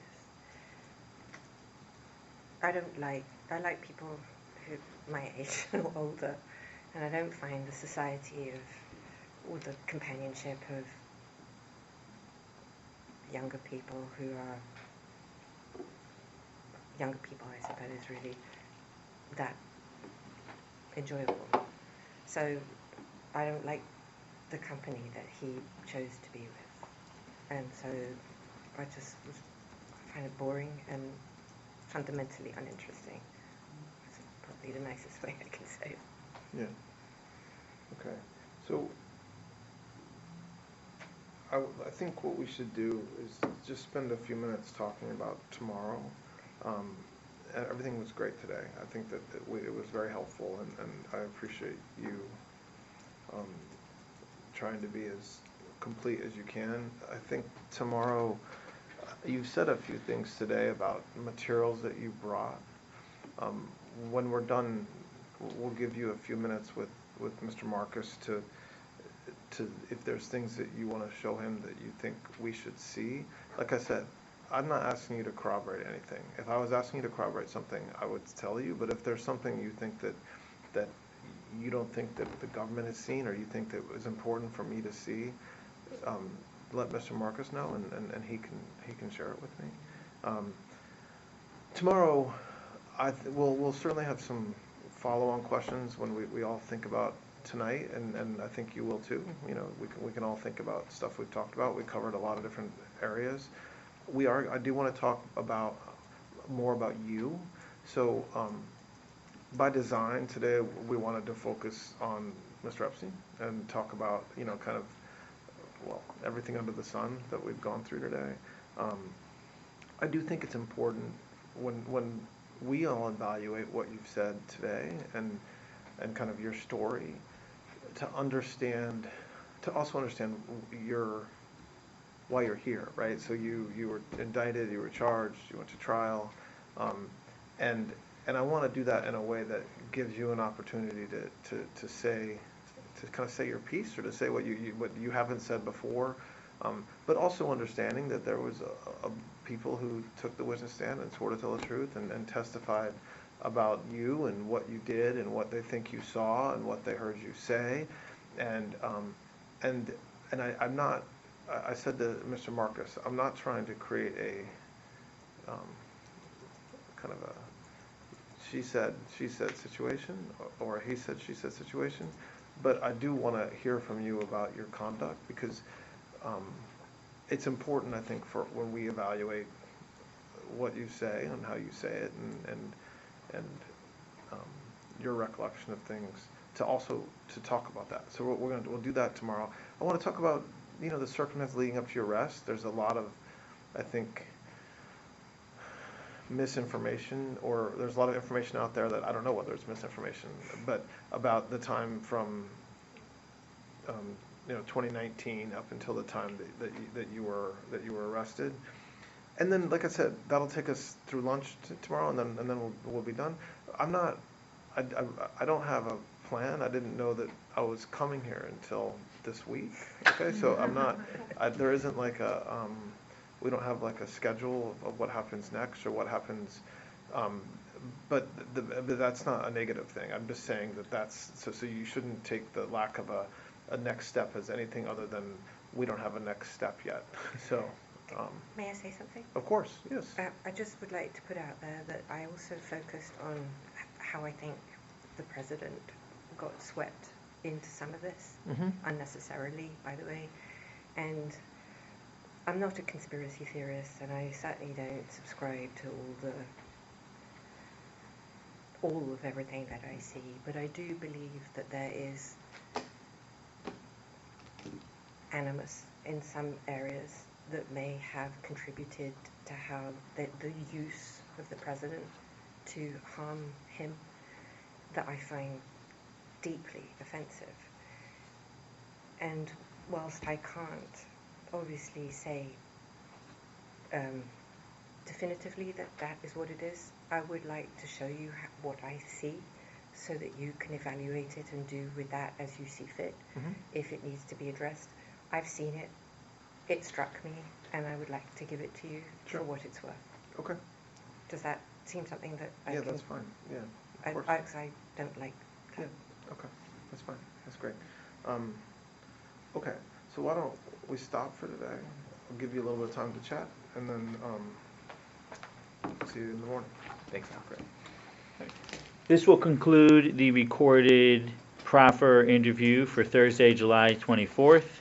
We will continue tomorrow, Friday, July 25th. The time is 3:34.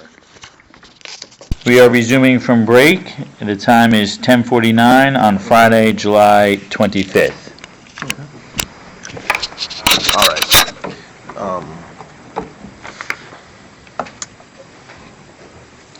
So we've talked around this issue, but talked about it a little bit. I want to spend the next hour or so, or however long it takes. I want to focus kind of exclusively on Epstein and like his criminal conduct with respect to women.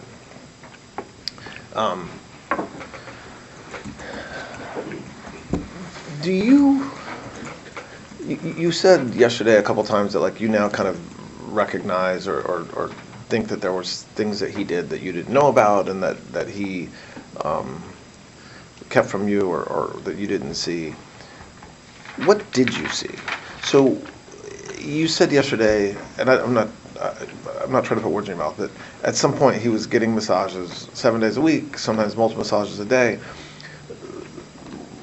Women have said that were there, that say they were there giving him massages, said that those included some sort of sexual conduct, however you define that in the broadest sense, not just a traditional massage regularly. So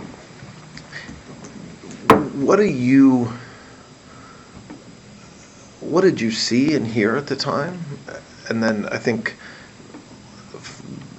aside from what you saw and heard at the time, now that you've been through what you've been through and heard people say what they've said and read what they've read, where does that leave you in your mind with what happened? Okay, so I saw Epstein with women. What I mean by that is he would have women around him, or women on the plane, or women in his house, or that's how I'm explaining that. Those women were very interested. What my characterization of the relationships between all women that I saw with him and him was characterized by,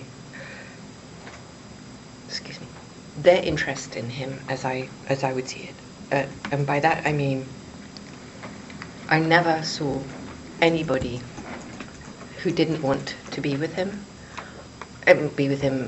maybe socially or whatever. I never saw anybody not under any form of duress in any type of situation where they were, as I would characterize it, looking uncomfortable or in any way distressed. In the entire time I was with him, or traveled with him, I never saw that. So any time I saw anybody with him, they were happy to be with him. He would ask people all the time, whoever you were, to massage his feet. It just was, he'd be sitting there and he'd have somebody massage his feet or squeeze his shoulders, or I saw that a lot. It was an ubiquitous interaction, if you will. So I did see that. I saw physicality, but not anything that was I don't know how to characterize it, anything that looked aggressive, I suppose, to define that. So I never saw an aggressive move. I never saw anything that was non-consensual. Oh, well, thank you. Okay. I never saw anything that was non-consensual. So if he, well, maybe they didn't, I never saw anything that looked like they didn't like the hug, or I never saw what I would characterize as anything that was unconsensual. Did you see him either receiving or participating in sexual conduct during massages? Understanding you never saw something non-consensual, did you see him engaged in sexual conduct during massages? Well, you could define sexual conduct as in, I did see women who could have been, less than normally clad for a massage, but especially on the island where they would be in a bikini or possibly even topless. Yeah, I did see that. So you would. But what about so yes, I agree, that's one area, like, so women who were either not clothed or topless with just a bottom on. But beyond that, did you see as part of that him touching them? And again, I'm not talking about consent or not consent or age or, I'm saying like there's multiple, dozens and dozens of women who have said that they engaged in sexual contact, and I agree there's a broad range of how that can be defined, but defining it in the broadest of terms. I saw him being physical with women. I did see that, but nothing that was not consensual. And to address the issue of the large number of women who today say that he was non-consensual or coercive with them, I'm not sure. In my mind, I sort of have to characterize the two distinct areas. There's one where is the women who are not of age.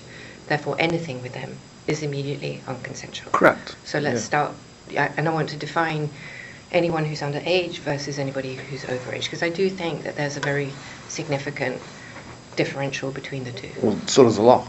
Yeah. Yes, okay, so Yeah. I don't mean that. I agree with you. Yes, okay. I agree with you. Yeah. Okay, so I want to deal with the thing which is really why we're here. I mean, not that I'm not going to deal with the other, but I just want to make a distinction with the underage situation, because there's nothing about that that's right.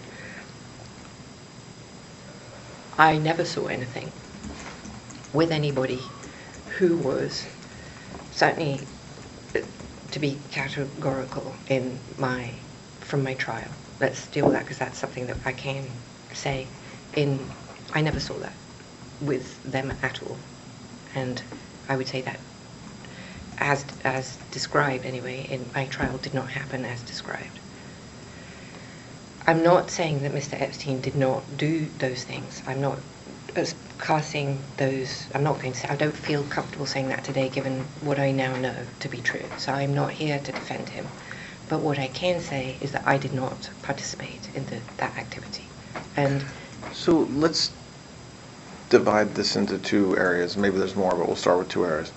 One is there was testimony, and there's certainly been depositions and public statements that some of these young women had conversations with you about their age. So, for example, conversations about the fact that they were in high school, or conversations about the fact that they wanted to go to college one day, which would necessarily mean, well, not necessarily, but would be more likely to mean that they were in high school when they talked to you about that. And so, were there women that you knew were underage? And I say that because that's different than whether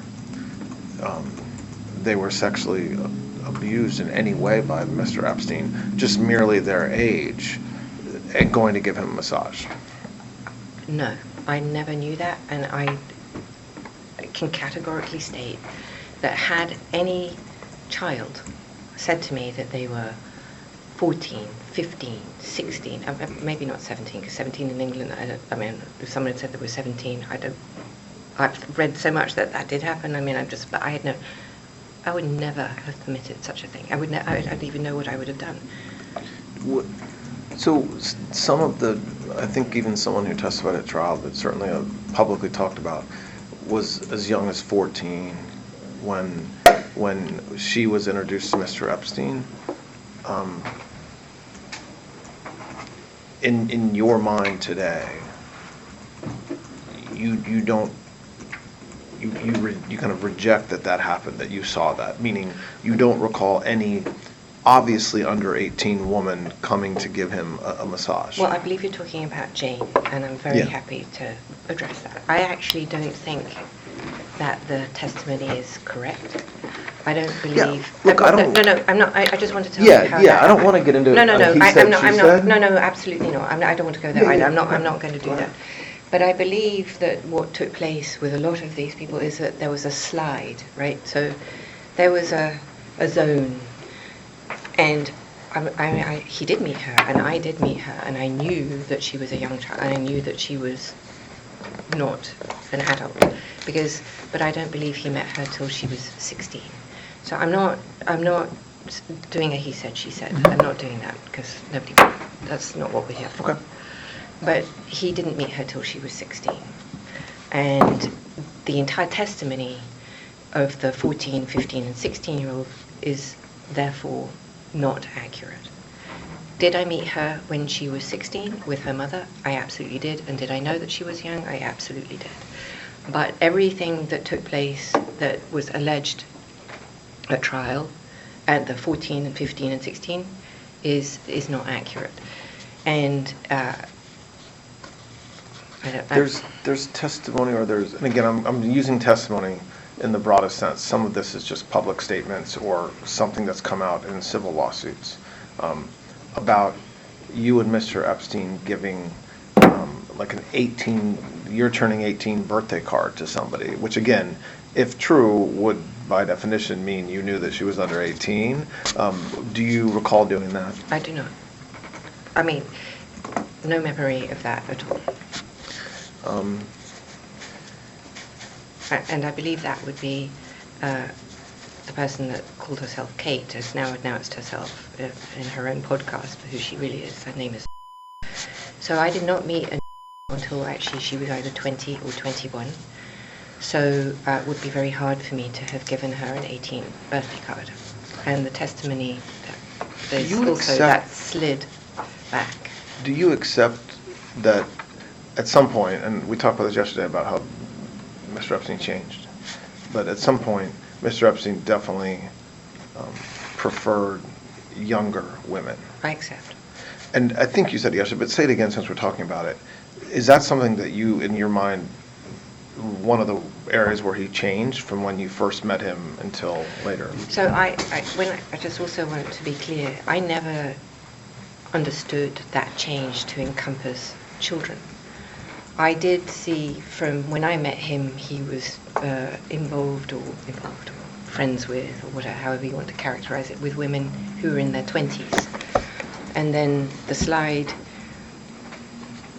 to 18 or younger looking women. But I never considered that this would encompass criminal behavior. It never. And so when you read, I guess 2 different times, right? One was during the Florida investigation when there were eventually public statements from some of these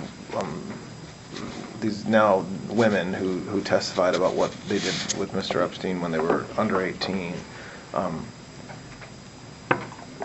At that point, did you realize, or did you think to yourself, this happened, or this could have happened, I missed it, or were you at that point still in the mindset that they were either not telling the truth or were not remembering what happened the way that accurately?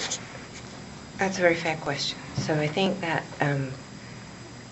my view of this at that time, call it as contemporaneously as it did, because I don't think that stuff came out in public. I mean, I may have read things, but I don't.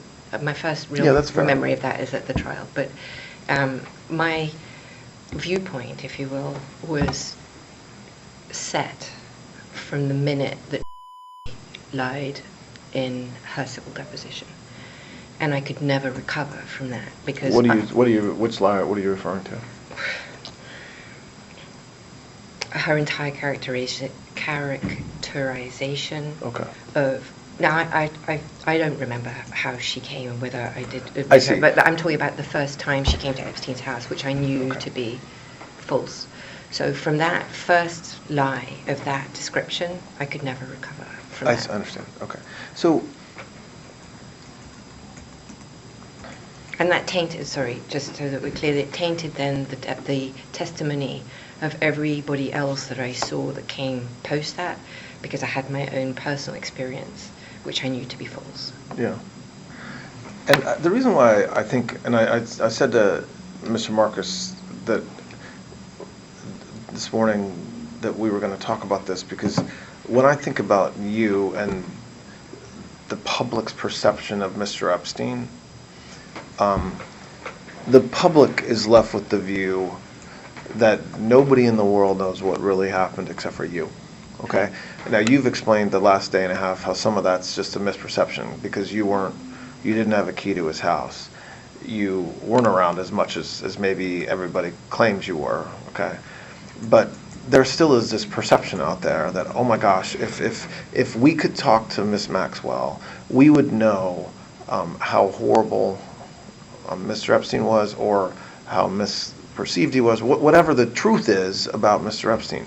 And the challenge in my mind, I told you I would tell you when I had issues, and the challenge in my mind is that so many women have said that Mr. Epstein sexually assaulted them, whether juveniles or adults, that I don't find it, that's persuasive, right? That happened. Okay, so. And so if that's persuasive, then, and I think it's beyond contestation that he preferred younger women, and it's also beyond, I think, at this point, there were certainly circumstances that underage women, well, I don't want to say that you agree with me on that. I certainly believe that there were younger age women that were abused by him. Okay. So the layer that I really want to have a frank discussion about is some of these women have said, oh yes, Ms. Maxwell was there, to varying degrees. She saw me there, the door was open when I was there, and then much more egregious, right, that you participated and that you were part of it. And so what I really want you to have an opportunity to say to us is where on the spectrum the truth is, whether it's somewhere in the middle, whether it's one extreme or another extreme. Understanding, in my mind, I'm talking about 1994, 5 to whenever, late 90s, early 2000s. And let me just interrupt, and all I would say is we're not here to say anything one way or the other about Epstein. I agree with you that the evidence is overwhelming against him, and he's his own person and has to deal with that. But Galen can speak about what she knows, yes, and from her point of view, and what she did, and that's what you can talk about, Galen. Okay. So I think it's helpful to put this on the time, on the calendar, because I think without that we're lost. So I would say we'll go from the beginning. 91, no. 2, no. 3, no. 4, no. 5, no. 6. Now, in that time frame, you have the allegations of Jane, who I dispute. I don't think he met her till she was. Let's not talk about individuals. Oh, no, I'm just saying. Yeah, I'm with but there's you. But there's only, so in that time period, I'm only aware of her. I'm aware of a girl who said, but, and those, I don't know of any others, and if there are other people who are making allegations about it, I'm not actually aware of them. I may have read them but I don't know. So I think in the early 90s period, I think I'm fairly confident, and I can say that at least as characterized, it's just false. It didn't happen as said. Now, did it happen? Did he involve himself? I knew about Jane because I saw her come to the house, but I saw her with her mother. I know that her allegations are that there were orgies, for instance, but the people that she suggests were in her orgies didn't even work for Epstein until 98 or 99. Did he do orgies with those people and her? I don't know anybody who was there who said that they did. I certainly didn't see it, so I can't say that happened. Did she do it with someone else? I don't know.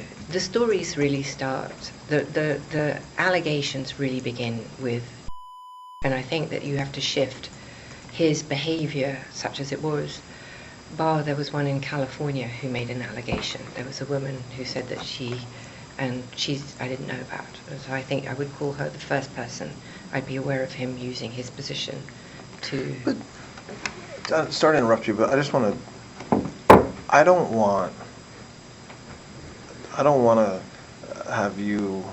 I don't think it's helpful for us to have you kind of address each allegation. Okay. I want you to clear your mind and just tell the truth about it. So I'm not saying you're not telling the truth. I'm saying just putting aside what other people have said or what their lawyers have said or what they testified to or, the rumors in the press. Push those aside. You were there, and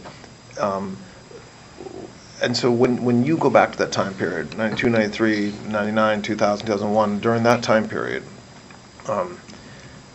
what did you see when it comes to young women and massages? All right, so I saw him receive massages. He had regular masseuses in the 90s, people who were standard and who traveled with him, and I saw that. He was living in that Iranian house, and now that I look back, I didn't stay there, but I would go to manage the house. I would see women, models, or people that he would have come to the house. I know that I thought that he was with Eva still at that time. That's what I believed. And then subsequently believed that even though she married him, I actually subsequently believed that the baby that she had was his. Can I interrupt for 1 second? Yeah, of course. Can I just ask some basic top-line questions? Yes. Were you ever in a massage room with him and a masseuse? Yes. Okay. When was that? Well, he would come in sometimes and he would say, give her a massage here, or he would grab my, but not often. I mean, he did come in from time to time. Were you ever in a massage room with him with a masseuse that was naked or giving him any sexual favors? I never saw that. Okay. That I remember. Okay. Did any of the masseuses ever discuss with you giving that they gave sexual favors to Epstein? No. Did you ever see an underage girl go into a massage room with Mr. Epstein? No. If you had seen that, what would you have done? Would you have left? I can't even conceive. I can't even conceive of. I can't imagine what I would have done. All right, I'm sorry. No, that's okay. Okay. Did you ever observe Mr. Epstein masturbating during a massage? Yes. I mean, when I'd seen him on a massage table, I had seen him masturbate. I don't know if there was a masseuse present, but I've seen him on a massage table. Okay. Sorry, Okay. I just... Did you ever see him masturbate with a masseuse, with a naked woman, either giving a massage or reporting to give him a massage? I don't remember seeing that. Did you give him massages, by the way? I mean, there's a photo of you rubbing his feet, and I think... I certainly have been in the massage room with him, and I have certainly rubbed his feet and when he would talk, but I was not a masseuse, and I didn't perform massage on him. Did you, over the years, did you pay the masseuses? It was typically not my job, but if there was nobody else, normally, so in Palm Beach, the houseman would give the money, and in New York he would do that because I wouldn't be in New York when I don't remember ever paying a masseuse in New York. So it wasn't your job No. on a regular basis to pay the masseuses. So if there was a masseuse 7 days a week, it wasn't expected that 7 days a week you would be the one handing them money. Mostly I would not. I'm not saying I never did it because that wouldn't be true, but it was not my job to pay him. I mostly recall he would either pay them himself, he would have money, or the houseman, and I think some of them would have probably received checks. And so just picking up on what Mr. Marcus was just asking you, did you participate in sexual activity with him with a masseuse, like at the same time? No. And so the testimony, I don't know if there was testimony, but the women who have said that happened, categorically that's not true. That is categorically not true. Did you, moving past moving into the 2000s. I mean, I just want to say that Yeah, I go have ahead. been, I mean, I remember there'd be times when he'd be getting a massage and I would be in the room, I could be on his feet and somebody else could be on his feet and we could be talking. So there is that. But that's not, you're No. not talking about something that's sexual, you're talking about literally just rubbing his feet. Yes. Okay. But I mean, No, that's not what I'm talking about. No, I'm okay, saying- but they could be. Sometimes the women might be topless who are giving that, so you could say that was sexual in the context. No, I'm talking about the repeated reports of certain sex acts happening with you present and even participating. No. Did you... in the 2000s time period, so moving a little more recently, when you talked about it yesterday about how your relationship with Mr. Epstein changed and was changing, and you ultimately met somebody else, did you observe any, massages or young women giving him massages later on, so after 2000, 2001 time period? I'm sure I did. And was there anything different about what you observed during that period and the 90s as far as frequency, his conduct towards them? I think the frequency increased. I think he went from 1 to 2 in that time period. But I did not see, I have no recollection of ever seeing a child entering the house and giving him a massage. At that time, he had moved me out of the main house. I had moved into an office with John Alessi, the former butler, under the stairs. So I had an office where I would be that was not part of the house. If I saw people, and I'm not saying I didn't see people come to give him a massage, that wouldn't be true either, but if I saw someone, let's say, I don't remember ever seeing anybody that I would characterize as a child. Now, specifically someone who accused me of seeing her, at the time when she came, if I did see her, and I don't believe I did see her or meet her at all, but if she did, she was, as she's described herself now, was very mature and looked in her 20s. So could somebody have come that was more mature looking than the allegation of what she did look like or the photograph that was produced as evidence? Yes. But I never recall at any time seeing what I would characterize as a child coming to give him a massage and going upstairs. Did I see people come? I absolutely did. I just didn't see children. I didn't see anybody I would think of as a child. And if I had seen a child, I'm not sure what I would have done. Did you, just talking, like coming out a little bit of just bigger picture, at the time that you were in his life, was he did he seem to you to be a sexual deviant or I don't know what the right way to describe it, but when you say to me, he was getting massages every single day, right? So young women were everywhere, multiple massages on some days, flew with the women to the island, to New York, Paris, there's always women, they're always rubbing him, giving him massages. I think it would be an understatement to say that that's not normal. I agree.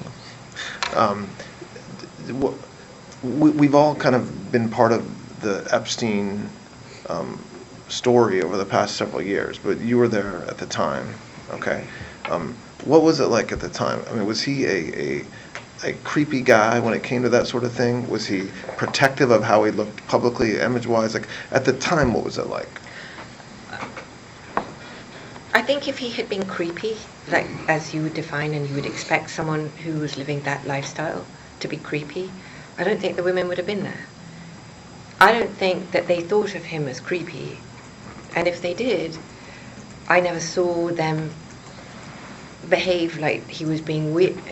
Was it a lot? Yes, it was, for sure. I found it overwhelming, and I couldn't understand why it was interesting, because to me it's not interesting. But he, as he defined it, he found it invigorating. He liked being with younger people. And now I'm just younger people, I'm just saying, because they gave him ideas and they were up to date on music and Yeah, but that's slang. different than like a I'm just masseuse saying coming every day. I'm just telling you what he was saying Yeah. to me. I mean, to me, I just found it a drag and difficult and annoying. Did you, But understand, I wasn't the only person present. So this time in the 2000s, you're talking about other people, like Sarah Cullen, who was around, who interfaced with him. I didn't have to. She was really interfacing with Epstein at this point in time in his life. She was running his. She was his assistant, and Well, so I didn't have to. that's a fair point, but move beyond his assistants or the folks that work with him. What about his friends and the people that were associated with him? That it couldn't be. It doesn't. I don't understand how this is an after fact of Mr. Epstein. So once he's arrested in Florida, it becomes part of his story, and then later on, he's charged in the Southern District, and then here we are now in 2025. But he was a very successful, hardworking guy, and he had a lot of clients, and he flew with them on vacations and went to the island. It doesn't. I don't understand how he was able to hide this, what seems to me to be some sort of sexual fixation or issue from others. I don't think he did hide it. I think that's the answer, and I think that the people around him, myself included, obviously, normalized his behavior on a number of fronts. One, I think because it was because so many people saw it, of such a high caliber down, that never seemed to think it would, well, if they thought it was strange, probably they never said it at the time, so it became sort of like it was his thing, right? He was always around with women. Now I understand that it's very unattractive, especially in light of everything that we know today, but at the time, the only way I can sort of try and describe it is through Sex and the City, the movie, the show on telly, where that lifestyle is described on the TV show constantly. There are always these women around and men who like it, and a lot of the men that I know like women, and so maybe not as overtly as Epstein, but he was overt, not covert, except obviously in the context of the criminal behavior. So what we're discussing now, there's a difference between the criminal behavior and the non-criminal behavior. You don't like the lifestyle. I concur. I agree, especially now, and I own my side of that fence, that I was there and that I saw his behavior with women and didn't challenge him or do something. But I don't think back in the 90s or the 2000s we've had a cultural shift, and the cultural shift, I think, is a very important part of the analysis here. Not because I'm trying to justify this, because I'm not, and I'm not trying to, and I absolutely am not here to do the Poor Me program, so please don't misunderstand this. However, in the 2000s, when this behavior was going down, in the initial blush of the Palm Beach investigation, the women who brought the women who were underage, 17, 16, I believe, if my memory serves, were actually targets of the investigation and could have been charged with prostitution and trafficking, if trafficking was even a law. So you're taking behavior, and I did introduce him to women I did, but not underage women. I understand that there are allegations. I have read them about myself going to schools. I can categorically tell you that I have never in my life gone to a school to pick up a child. Well, not for this purpose. I mean, like my stepchildren, but okay, sorry. Just. No, I understand. Okay, thank you. I just want to be clear that I'm not trying to be cute or anything.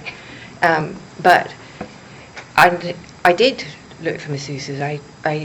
I did. I went to spas, and if I met somebody who said she was a masseuse, I did not check their credentials. And of course, if she was attractive, I did introduce her. Yes.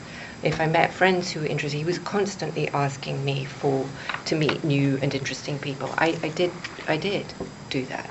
At the time, I viewed it as, well, first of all, part of my job, I think, or part of my responsibility, if you were, to introduce, because it wasn't just women. If I met somebody who was interesting, like Mary Gelman, or who I thought he would like, I did that. So it's not exclusively, but he did. And I did do that. So, but then, so I want to layer on top of what you just said, what we talked about yesterday more, but a little bit today already, which is everybody that was around him besides you, like his friends. So Right. I accept the lifestyle. I've seen the photos, the fact that we're all going to go to the island for a couple days, or flying on a private plane, and there's beautiful women everywhere. Is there any, I mean, do you, as you sit here today, think that the people around him weren't also of the same place, where they were also getting massages, where there was sex going on during them, or things like that? And I'm obviously asking this because that's what Yes. what everybody has said. And when you just described what it was like, the very next step from that is everybody's going to Vegas for the weekend, and so it seems kind of far-fetched to say that yes, that was his lifestyle, but then when he's taking groups of folks to the island, or groups of folks to New Mexico or whatever, that they're all going to church in the morning while he's getting a massage. I hear you. I was there though, and Yeah. and you're talking about very substantial people, and you are extrapolating because the narrative that started in, by the way, not until 2009 is when it really started. So that narrative that was created and then built upon, and it just mushroomed into what, basically this is like a Salem witch trial. People go and lost their minds for this thing. I understand that, but the issue is, how do you satisfy a mob who can't understand the lifestyle because it's like P. Diddy in Redux on TV with Clintons and Trump? I mean, it's bananas. And while some of it is real, he did do those things. I'm definitely not disputing that. But this was a man, he didn't even believe he had a real business. I happen to believe he did. Did he grip? I don't know, because I wasn't really in his business. But this is a one man. He's not some. They've made him into this. He's not that interesting. He's a disgusting guy who did terrible things to young kids. You're not going to hear me say what he did to people who are over the age of 18. I'm sorry. I'm not going to go there. That's just not what I'm here to. I mean, okay. But to suggest that Larry Summers or Clinton would suddenly go, oh my gosh, this is like a guy, I'm going to get my body rubbed and have some sex. The men that went and had a massage and maybe did something sexual? The men. I wasn't in the room. I cannot tell you if that happened. And if it did, I never paid for that, just so that we're clear. Nobody ever said to me, oh, we had sexual intercourse and that's if it was a 3. I'll be like, okay, TMI. No, not my business. You want to, it's just not. And I didn't want to know. Maybe there's that. But did I think these guys were coming for that? I really don't. If you met Epstein, there is no way that this cast of characters, of which it's extraordinary, some of you in your cabinet, who you value as your co-workers and you know, would be with him if he was a creep or because they wanted sexual favors. A man wants sexual favors, he will find that. They didn't have to come to Epstein for that. Now, did some... Okay, I don't know. I wasn't there. I didn't see it. So,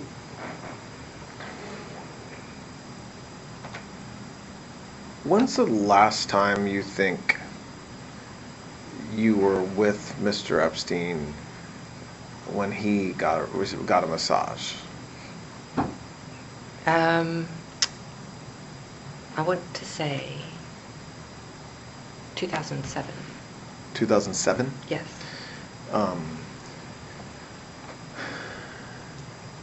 And the frequency at that point, so 2007, is that when it was at its peak, would you say? Meaning the number of interactions he was having daily with women and masseuses? So I wasn't really in his life. I happened to be in the Caribbean in 2000. I was with Ted. Okay. And I was still speaking with Epstein because I was still involved in his, loosely with his, the houses and the staff and some of the billing. And I was going back from being with Ted in the Caribbean to New York, and Epstein offered me a ride, and so Ted dropped me off in St. Thomas, and I was on the island, I believe, for one day and one night only. On that visit, I believe, well, I know we would have gotten a massage, but I have, there were people there, but I did not, there were women, and I was just relieved not to be leaving the next day. Let's take a break. All right, we're going to take a break. The time is 11:31. We are resuming the audio recorded proffer agreement with Ms. Maxwell, and the time is 11:49 a.m. All right. I wanted to follow up about former President Clinton's relationship with Mr. Epstein, not you. Can you, we touched on it, but can you just set I have a couple questions about it, but what's your understanding of their relationship from what you observed? Meaning former President Clinton and Mr. Epstein. I saw them talk. I saw them sit down and have chats about, I don't know, I wasn't either party or didn't listen.